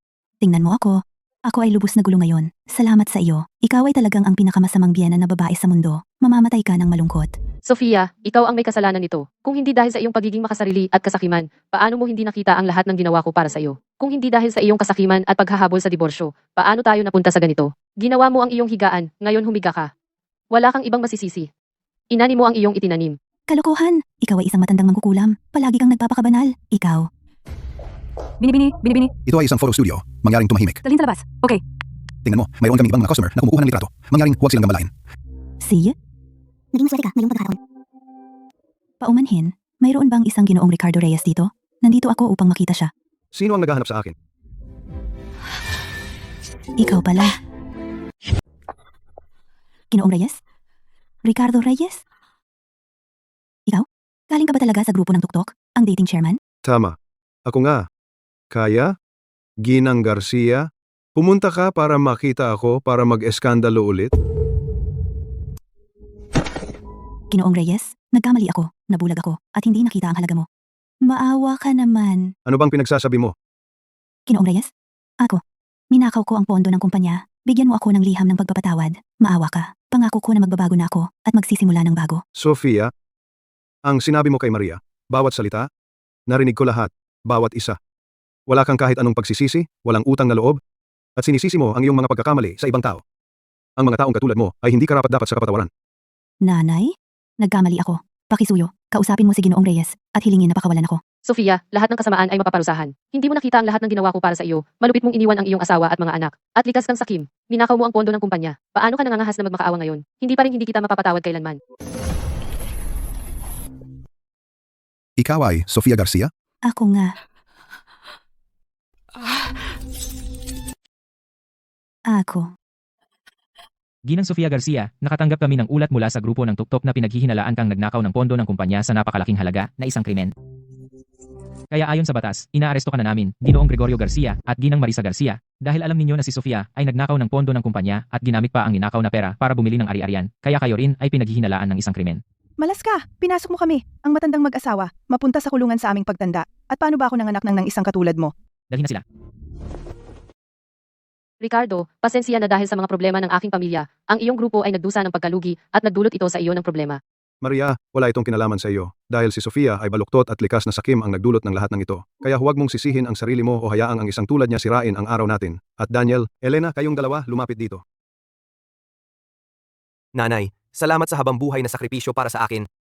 At kahit noon ay napaka-immature ko, mula ngayon, ako ay aalagaan ko kayo ni Ricardo. Nanay, Ricardo, ako, si Elena, ay hindi magiging katulad ni Sofia at maging walang utang na loob. Kaya ipinapangako ko na sa natitirang bahagi ng aking buhay, magiging mabuti ako kay Daniel at sa mga bata. Lola, tigilan na ang pagsasalita at bilisan at kunan na ng larawan. Tama ang mga bata. Kaya itigil na natin. At kunan na lang ng litrato. Sige, tumingin sa kamera at ngumiti.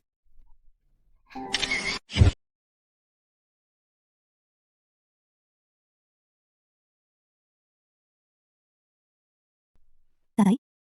Yung bagay na pinacheck ko sa'yo, nalaman mo ba? Hulaan mo? Si Ricardo Reyes ay hindi ordinaryong retiradong manggagawa. Galing siya sa grupo ng Tuktok, dating chairman, bilyon-bilyong piso ang halaga. Bilyon-bilyong piso? Alam ko na. Isang tawag at si Roberto tumakbo agad. Isang tawag at nawalan ako ng trabaho. Paano siya magiging ordinaryong tao lang? Mahal ko, ano ang plano mo? Tatay, makinig ka. Ang kaso kong paglustay ay 300,000 piso. Kung maibabalik ko ang pera at makakuha ng liham ng pagpapatawad mula sa grupo ng Tuktok, maaaring mabawasan ng malaki ang sentensya ko, baka maging suspended sentence pa. Pero saan tayo kukuha ng pera pambayad? Ang naipong pera ng nanay mo ay wala na at nakasangla na ang bahay. Sinong nagsabing gagamit tayo ng sarili nating pera? Tatay, isipin mo, si Ricardo Reyes, bakit siya pupunta sa maliit na bayan? Bakit niya sinadyang itago ang pagkatao niya? Bakit siya naging napakabuti kay Maria Santos? May tunay na pagmamahal si Ricardo kay Maria. Kung hihingi si Maria, tiyak na babayaran ni Ricardo ang aking restitusyon. Baka magbigay pa siya ng liham ng pagpapatawad. At si Maria Santos, kilalang-kilala ko siya. Kahit gaano siya katapang magsalita, mahalaga pa rin sa kanya si Daniel at ang dalawa niyang apo. Kung gagamitin natin ang mga bata, susuko siya. Pero noong ginamit natin ang mga bata, hindi ba't nakita niya iyon? Noong huli, pinakarte natin ang mga bata. Ngayon, hindi na. Tatay, puntahan mo si Daniel Santos. Sabihin mo lang sa kanya ang isang bagay. Kung mapupunta ako sa bilangguan, sina Timo at Lia, kapag nag-fill out sila ng mga forms para sa paaralan, ano ang ilalagay nila sa magulang? Isulat ina, nakakulong. Sa tingin mo kaya ni Daniel yun? Naiintindihan ko. At saka, tatay, kailangan kong magsiyasat ka ng isang bagay. Ano ang pangalan ng anak ni Ricardo Reyes? Ano ang posisyon niya sa grupo ng Tuktok? At ano ang kanyang paninindigan? Saan ko ba malalaman yan? Maghanap ka online. Ang grupo ng Tuktok ay isang kumpanyang ipinagbibili sa publiko. Ang impormasyon ng mga executive ay pampubliko. Hanapin mo ang anak niya at humanap ka ng paraan para makontak siya. Sabihin mo may mahalagang impormasyon tungkol kay Ricardo Reyes at sa bago niyang kasal. Sabihin mo sa kanya. Mahal, hindi mo naman iniisip na. Maria Santos, akala niya ba nahanap na niya ang bago niyang suporta? Gusto kong makita. Kapag nalaman ng sariling anak ni Ricardo na ang kanyang tatay ay ikakasal sa isang matandang bruhang maraming basura. Ano kaya ang magiging reaksyon niya? Ricardo, sa tingin mo ba? Sa edad nating... Ang pagkuha ng mga larawan sa kasal. Pagtatawanan ba tayo ng mga tao? Bakit naman sila tatawa? Sa tingin ko, mas maganda ka pa kaysa sa mga larawan.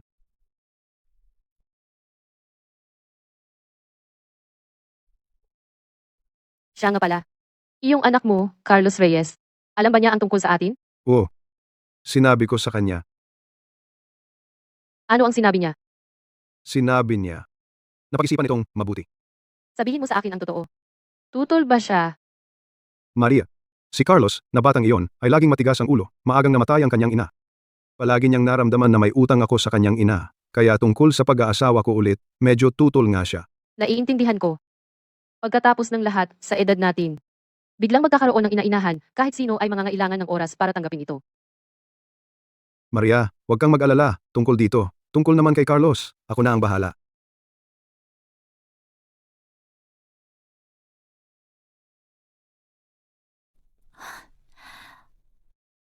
Ginoong Reyes. Narito ang mga file na hiniling mo. Maria Santos, 58 taong gulang, biyuda, isang anak na lalaki, manugang na babae. Naaresto dahil sa pagnanakaw ng pondo ng kumpanya. Tatay, anong ginagawa mo? Ginoong Reyes. May isa pa. Ngayon, May isang lalaki na nagsasabing siya ang biyena ng anak ni Maria Santos tumawag sa front desk ng kumpanya. Sabi niya may mahalagang impormasyon tungkol sa bagong asawa ng tatay mo. Nagtanong siya kung pwede kanyang kontakin ng direkta. Yung biyenan? Ano ang pangalan niya? Gregorio Garcia. Mag-schedule ka ng pulong para sa kanya, bukas ng hapon, para pumunta sa opisina ko. Opo, Ginoong Reyes. Tatay. Para sa babaeng ito, ikaw. Gumamit ng resources ng kumpanya, binago ang redevelopment plan, gumawa ng isang tawag, at tinanggal ang kanilang mga empleyado. Kung ang mga bagay na ito ay malaman ng lupo ng mga direktor. Alam mo ba kung ano ang magiging kahihinatnan?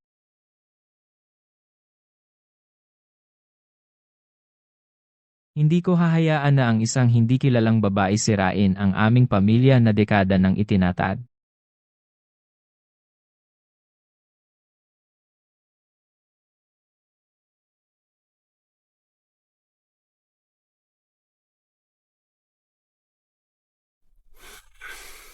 Anong ginagawa mo dito? Daniel, pumunta ako para makita ka at ang mga bata. Tigilan mo na ang kalokohan. Sabihin mo na lang kung ano ang gusto mo.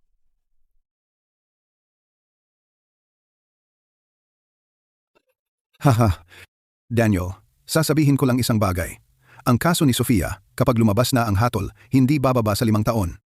Si Timo at Leah, kapag pumasok sila sa paaralan, nagtrabaho o nagkajowa, titingnan ng mga tao at makikita nila na ang tunay nilang ina ay nasa bilangguan. Kakayanin ba nila iyon? Kung handang tumulong ang nanay mo na pumagitna si Ricardo Reyes, magsabi sa grupo ng tuktok, maglabas ng liham ng pagpapatawad para makakuha si Sofia ng pinababang sentensya o probasyon. Daniel, isipin mo. Hindi mo ito ginagawa para kay Sofia. Ginagawa mo ito para kina Timo at Leah. Sabi ko, lumayas ka. Ang krimeng ginawa ni Sofia ay sarili niyang desisyon. Noong iniwan niya ang asawa at mga anak niya, naisip ba niya sina Timo at Leah? Noong ninakaw niya ang pondo ng kumpanya, naisip ba niya ang pamilyang ito? Ngayong nasa problema siya, bigla siyang nag-iisip na gamitin ang mga bata para i-blackmail ako. So hindi ka tutulong? Sige, edi hahanapin ko si Carlos Reyes.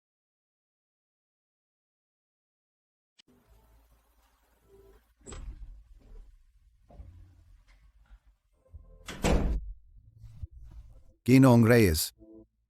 Magandang araw, Ginoong Reyes. Ako si Gregorio Garcia. Ako ang tumawag. Maupo po. Sinabi mong ikaw ay may mahalagang impormasyon tungkol sa kasintahan ng aking ama. Sige, anong impormasyon? Ginoong Reyes, ganito kasi, ang babaeng gusto pakasalan ng iyong ama, si Maria Santos. Ang manugang niyang babae ay ang aking anak na si Sofia. Ngayon, dahil sa pangungurakot sa inyong grupo ng tuktok na pondo ng kumpanya, naaresto siya. Alam ko iyon. At saka, Ginoong Reyes, isipin mo, kung talagang pakakasalan ng iyong ama si Maria Santos, si Sofia ay magiging kamag-anak mo. Ano ang sasabihin ng mga tao? Sasabihin nila na ang ina-inahan ng tagapangulo ng grupo ng tuktok ay may isang mangungurakot sa kanyang pamilya na napakasama pakinggan. At Ginoong Reyes, sabihin ko sa iyo, si Maria Santos ay tila simple at tapat sa panlabas, ngunit sa totoo, siya ay napakatuso. Ang proyekto ng pagpapaunlad ng kanyang bahay, alam mo ba ang nasa likod nito? Ang iyong ama ang gumamit ng mga mapagkukunan ng kumpanya, partikular na upang baguhin ang saklaw ng pagpapaunlad upang isama ang kanyang kapitbahayan. ano ang sinabi mo? Binago ng aking ama ang plano ng pagpapaunlad. Talagang totoo. Ang aking anak ay dating nagtatrabaho sa pananalapi sa inyong sangay ng lungsod ng Karagatan, na pangkat ng proyekto ng pagpapaunlad, at nakita niya ang mga dokumento mismo. Noong una, ang lupa sa aming bayang Sinilangan ay nasa saklaw din ng pagpapaunlad, ngunit bigla itong tinanggal, samantalang ang kapitbahayan ni Maria Santos ay idinagdag. Hindi ba halata?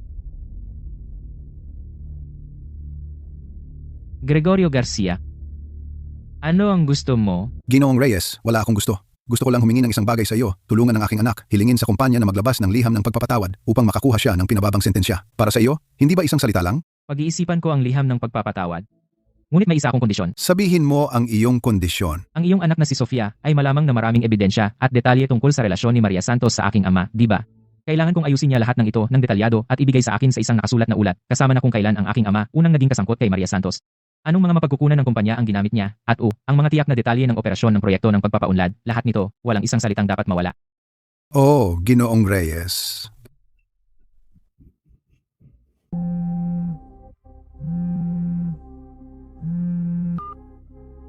Ginoong De La Cruz, tulungan mo akong mag-imbestiga. Para sa proyekto ng pagpapaunlad ng sangay ng lungsod ng Karagatan ng grupo ng tuktok noong nakaraang taon, ang proseso ng pag-aproba para sa mga pagbabago sa plano at mga talaan ng desisyon, gusto kong makita lahat. Nanay?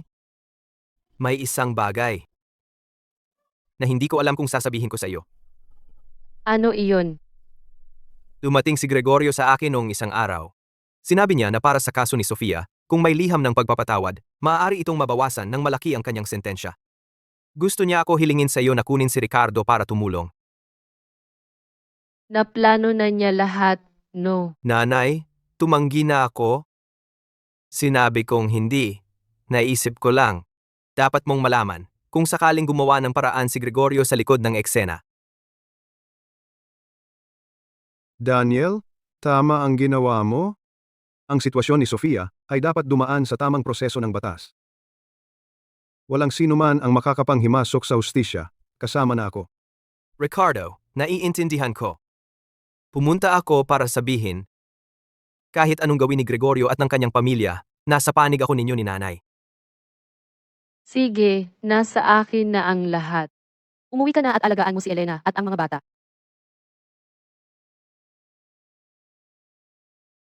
Ricardo, si Gregorio, kilalang kilala ko siya. Hindi siya madaling sumuko. Ngayong tinanggihan siya ni Daniel. Hahanap siya ng ibang paraan. Ano sa palagay mo ang gagawin niya? Kung hindi ako nagkakamali, pupunta siya sa pamilya mo. Ricardo, tama ako, di ba? Ang anak mo, iniimbestigahan na niya ako, di ba? Maria, si Carlos, ang batang iyon. May sarili talaga siyang ideya. Pero huwag kang mag-alala. Kahit anong isipin niya, hindi magbabago ang desisyon ko. Ricardo, pakinggan mo ako. Sa buong buhay ko, tiningnan ako na parang ATM, isang libreng katulong, at punching bag. Sobra na ako. Matapos mabuhay na laging kontrolado, ngayong wakas ay malinaw na ang lahat, ayoko nang ang aking pag-iral ay magdulot ng alitan sa pagitan mo at ng iyong pamilya. Maria, Kung ang anak mo talagang tutol, hindi kita pahirapan. Pero hindi ako magpapakaalipin para lang magustuhan ako ng iba. Kasama na ang anak mo. Ang aking dangal, ang aking pinakahangganan. hindi mo kailangang magpakaalipin, kanino man. Sila ang dapat magpakaalipin sa iyo. Maupo ka, tatay. Tatay, nagsuri na ako. Tungkol sa sangay ng lungsod ng karagatan, yung proyekto ng pagpapaunlad noong nakaraang taon, ang pagsasaayos ng saklaw ay ginawa ayon sa iyong utos. Ako ang gumawa niyan. Tatay, alam mo ba kung ano ang ibig sabihin nito? Ikaw ang pinakamalaking shareholder ng grupo. Ginamit mo ang iyong posisyon bilang shareholder para impluwensyahan ang mga desisyon ng kumpanya para sa iyong pansariling pakinabang na binago ang plano ng proyekto. Kung malaman ng mga independent director o ng mga regulator, ang buong grupo ng tuktok ay masasangkot. Carlos, tungkol sa bagay na ito, talagang hindi ko ito naisip ng mabuti. Hindi naisip ng mabuti. Tatay, hindi ito tungkol sa hindi pag-iisip ng mabuti. Nabulag ka ng isang babae at nawalan ka ng bait. Carlos, bantayan mo ang iyong sinasabi. Sige, iba na lang ang sasabihin ko. Tatay, simula noong nagretiro ka, palagi kong nirerespeto bawat desisyon na ginawa mo. Gusto mong magretiro sa iyong bayang sinilangan, sinuportahan ko iyon. Gusto mong magsanay sa kaligrafiya at makipagkaibigan, sinuportahan ko rin iyon. Pero pagdating sa pagpapakasal sa isang taong may napakakomplikadong background, isang babaeng katulad niya, hindi ko iyon kayang suportahan ng walang kondisyon. Ano ang komplikado sa background niya? Ang kanyang manugang na babae, si Sofia Garcia, ay nagnakaw ng pondo ng kumpanya mula sa ating kumpanya. Siya ay naaresto. Ang kanyang anak na si Daniel Santos ay dating nagtatrabaho sa isa sa ating mga subsidiary. Tatay, nagpabor ka rin ba para sa kanya? Si Gregorio Garcia ay pumunta lamang sa aking opisya ilang araw ang nakalipas at hiniling na sumulat ako ng liham ng pagpapatawad para mabawasan ang sentensya ng kanyang anak. Tatay, kung papakasalan mo ang babaeng ito, parang dinadala mo lahat ng gulo na ito sa pamilya Reyes. Carlos, lahat ng nabanggit mo, wala ni isa sa mga iyon ang ginawa ni Maria Santos. Si Sofia Garcia ay Sofia Garcia, si Maria Santos ay Maria Santos. Hindi mo maaaring sisihin ang isang inosenteng tao sa mga pagkakamali ng iba. Tatay, hindi ko siya sinisisi. Pinoprotektahan ko ang pamilyang ito, pinoprotektahan ang kumpanyang ito. Nagpagal ka ng mga dekada para itayo ang pundasyong ito. Hindi pwedeng masira lahat ng isang pag-ibig sa pagtanda, masira sa isang iglap.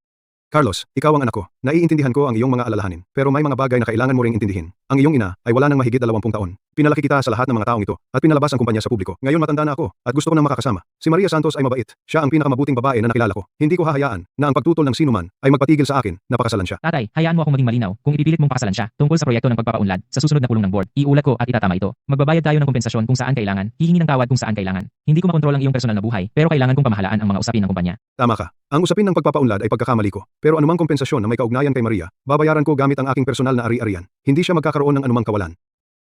Tatay, ano daw sabi ni Carlos? May balita ba tungkol sa liham ng pagpapatawad? Sabi niya pag-iisipan daw niya. Pero gusto kanyang magsulat ng pahayag. Isulat mo lahat ng detalye tungkol sa relasyon ni na Ricardo at Maria. Lahat-lahat na. Kung mas detalyado, mas maganda. Ano ang kailangan niya roon? Sa tingin ko, gusto niyang gamitin iyon para pigilan ang tatay niya na magpakasal muli. Mabuti yan. Iyon mismo ang gusto kong makita. Kung sasali si Carlos at guguluhin, Ang kasal ni Ricardo at Maria, mawawalan ng suporta si Maria. Pagkatapos, ano na lang ang gagamitin niya para labanan ako? Maria, hindi ba nasiyahan ka sa pagsampal sa akin sa publiko? Hindi ka ba nasiyahan na napahiya ako?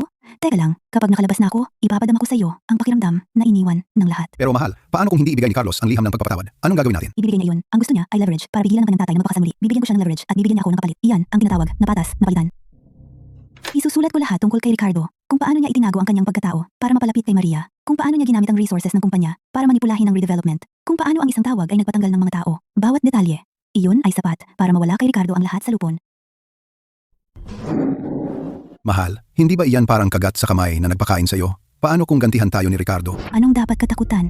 Nandito na ako. Maaari pa bang lumala? Kahit papaano, wala na akong pag-asa. Mas mabuting ituloy na lang. Elena, magiging tapat ako sa iyo. Dumating si Gregorio Garcia sa akin noong mga nakaraang araw. Hiniling niya na pakiusapan ko ang nanay ko na bigyan ng mas magaan na hatol si Sofia. Pumayag ka ba? Hindi. Pero sa totoo lang, may sinabi siya na talagang tumatak sa akin. Kapag lumaki na sina Timo at Leah at malaman na ang tunay nilang ina ay nakakulong, ano kaya ang mararamdaman nila? Daniel, kahit hindi ako gaanong nakasama sina Timo at Leah, mahal ko na sila tulad ng sarili kong mga anak. Pakinggan mo ako. Ang kinabukasan ng isang bata ay hindi nakabatay sa mga pagkakamali ng kanilang mga magulang. Nakabatay ito sa kung sino ang naroroon para magmahal at mag-alaga sa kanila. Kailangan mo lang maging mabuting tatay at bigyan sila ng mainit na tahanan. Hindi sila maaapektuhan ng nakaraan ni Sofia kahit kaunti. Elena, Gen. At ang mga pagkakamali ni Sofia ay sarili niyang desisyon. Hindi mo dapat sirain ang kaligayahan na sa wakas ay natagpuan ng iyong nanay para lang bayaran ang mga pagkakamali ni Sofia. Hindi iyon makatarungan. Tama ka. Hindi na ako pwedeng maging hangal na tulad noon.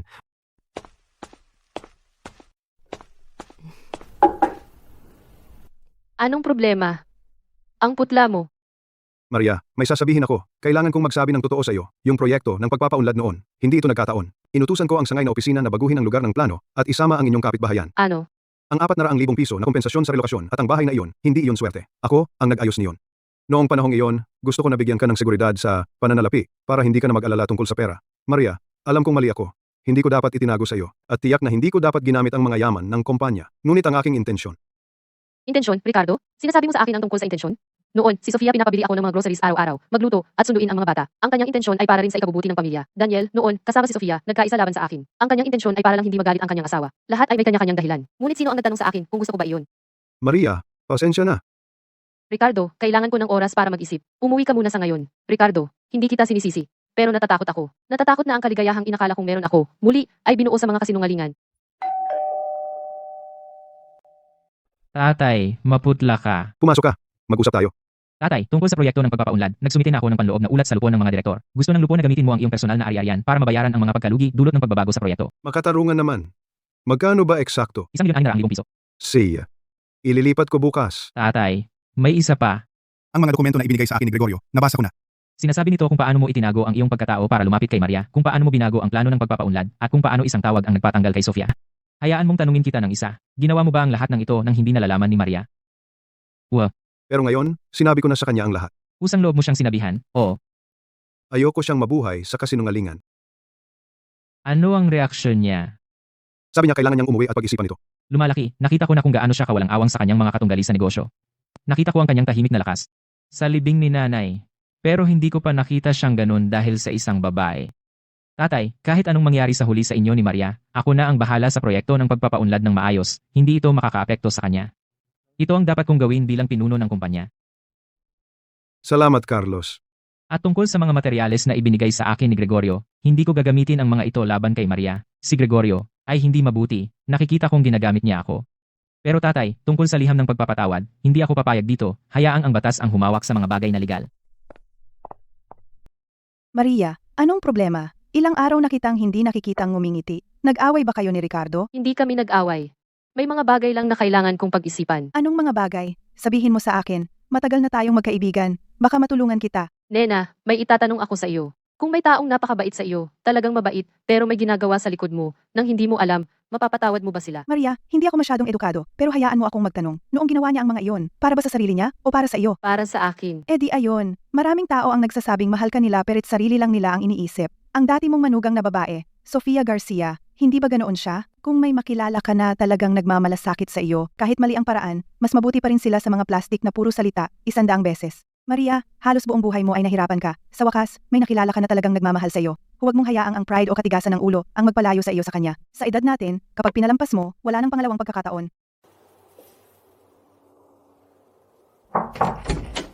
Maria, Ricardo, marami akong naisip sa loob ng 3 araw na ito. Ang ginawa mo ay hindi talaga tama. Dapat mong igalang ako at hayaang ako ang magdesisyon. Sa halip na kumilos ng palihim at ayusin ang lahat para sa akin. tama ka. Ako, Pero sa lahat ng mga taon na ito, maliban sa aking sarili, ikaw ang unang tao na tunay na nag-isip para sa akin. Ayaw kong hayaang wika mong pagmamalasakit ang magpalayo sa akin sa iyo. Gayunpaman, ang bayad pinsala sa pagpapaunlad at ang bahay, hindi ko iyon matatanggap.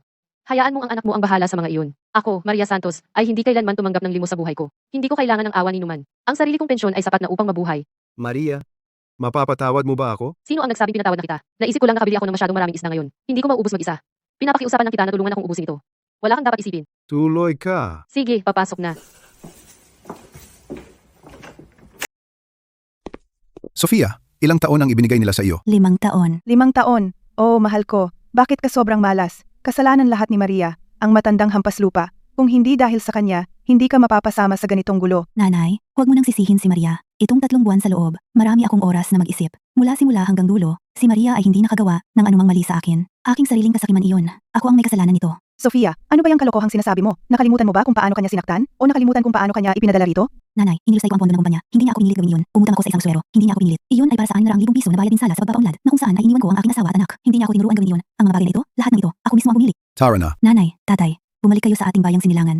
Tigilan na ang pagsasabuatan laban sa kaninuman. Ang pinakamalaking aral ng aking buhay ay na ang paggugol ng lahat ng aking lakas sa pagsasabuatan laban sa iba ay nauwi lamang sa pananakit sa aking sarili. Daniel, tingnan mo!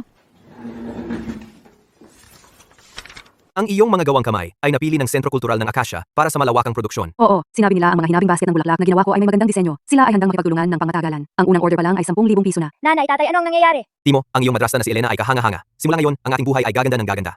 Maria, salamat sa pagpayag na makita ako. Ikaw ang nag-aya sa akin. Hindi naman pwedeng para lang tawagin akong Maria, di ba? Sa totoo lang, noong una, dumating talaga ako para kumbinsihin kang wag ituloy. Marami akong argumento at datos na handa para sabihin sa'yo na ang pagsama sa tatay ko ay magdudulot lamang ng problema. Atensyon ng media, chismis ng lupon ng mga direktor, at pagsasama ng dalawang pamilya. At ngayon, Ngayon nagbago na ang isip ko, tungkol sa proyekto ng pagpapaunlad, natalo ang tatay ko ng 1,600,000 piso at hindi siya nagreklamo kahit kaunti. Maria, kilala mo ang tatay ko, siya ay isang tusong negosyante at binibilang niya ang bawat sentimo. Pero para sa'yo, walang pag-aatubili, binayaran niya ang 1,600,000 piso. Sa loob ng mahigit 30 taon, hindi ko pa siya nakita na gawin iyon para sa iba. At para naman sa'yo, narinig ko ang tungkol sa bayad pinsala sa pagpapaunlad. Matapos mong malaman ang totoo, kusang loob mong ibinalik ang apartment at ang pera ng bayad pinsala. Maria, 400,000 piso at isang apartment, binigay mo lang agad-agad. Sa totoo lang, hindi ko magagawa iyon. iyon ay dahil ang mga bagay na iyon ay hindi talaga akin. Nang marinig ko iyon, alam ko na hindi ka naghahabol sa pera ng tatay ko. Maria, tungkol sa dati, hinuhusgahan kita batay sa sarili kong makitid na pag-iisip. Pasensya na. Carlos, hindi mo kailangang humingi ng tawad. Nag-aalala ka lang na baka samantalahin ang tatay mo, pagprotekta sa pamilya. Iyon ay tama lamang. Kung ako ang nasa posisyon mo, gagawin ko rin iyon. Noong namatay ang nanay ko, 11 taong gulang pa lang ako. Sa lahat ng mga taon na iyon, pinapanood ko ang tatay ko, na siya lamang mag-isa. Sa totoo lang, lagi ko siyang naramdaman na may utang ako sa kanya. Maria, kung talagang mapapasaya mo ang tatay ko, kung gayon, susuportahan ko kayo. Ang tatay mo, hindi siya masyadong nagsasalita, pero naaalala niya ang lahat, at hindi kanya binigo, sobrang malungkot lang siya. Tuloy, lahat, nasa mesa na ang pagkain. Ang nilagang baka ni Lola ang pinakamasarap. Gusto ko ng 3 mangkok. Lola, pwede ba kitang tawaging Lola rin? Siyempre, pwede. Apo na lalaki ka rin sa akin. Carlos, huwag kang mahiya. Pamilya na tayo ngayon. Pamilya. Ngayon ay bisperas ng bagong taon at ito ang pinakamasaya na piyesta na naranasan ko. Salamat sa inyong lahat, lalo na sa iyo, Maria. Salamat sa pagpayag na patawarin ang aking pagkukulang. Sa pagtanggap sa akin, itong di perpektong matandang lalaki. Sino ang nagsabing tinanggap kita? Ayoko lang masayang ang lahat ng pagkain ginawa ko. Nanay, mali ako sa lahat ng dati at naghirap ka. Sige, kumain na tayo. Isa na namang bisperas ng bagong taon. Ang ganda ng mga paputok sa labas. Sina Timo at Lia, malamang kumakain na ng hapunan ngayon. Maalala pa kaya nila ako, ang kanilang ina? Kung noon nasabi ko sa kanya, Nanay, naghirap ka? Magiging iba kaya ang lahat ngayon? Kalimutan na? Ako ang may kasalanan.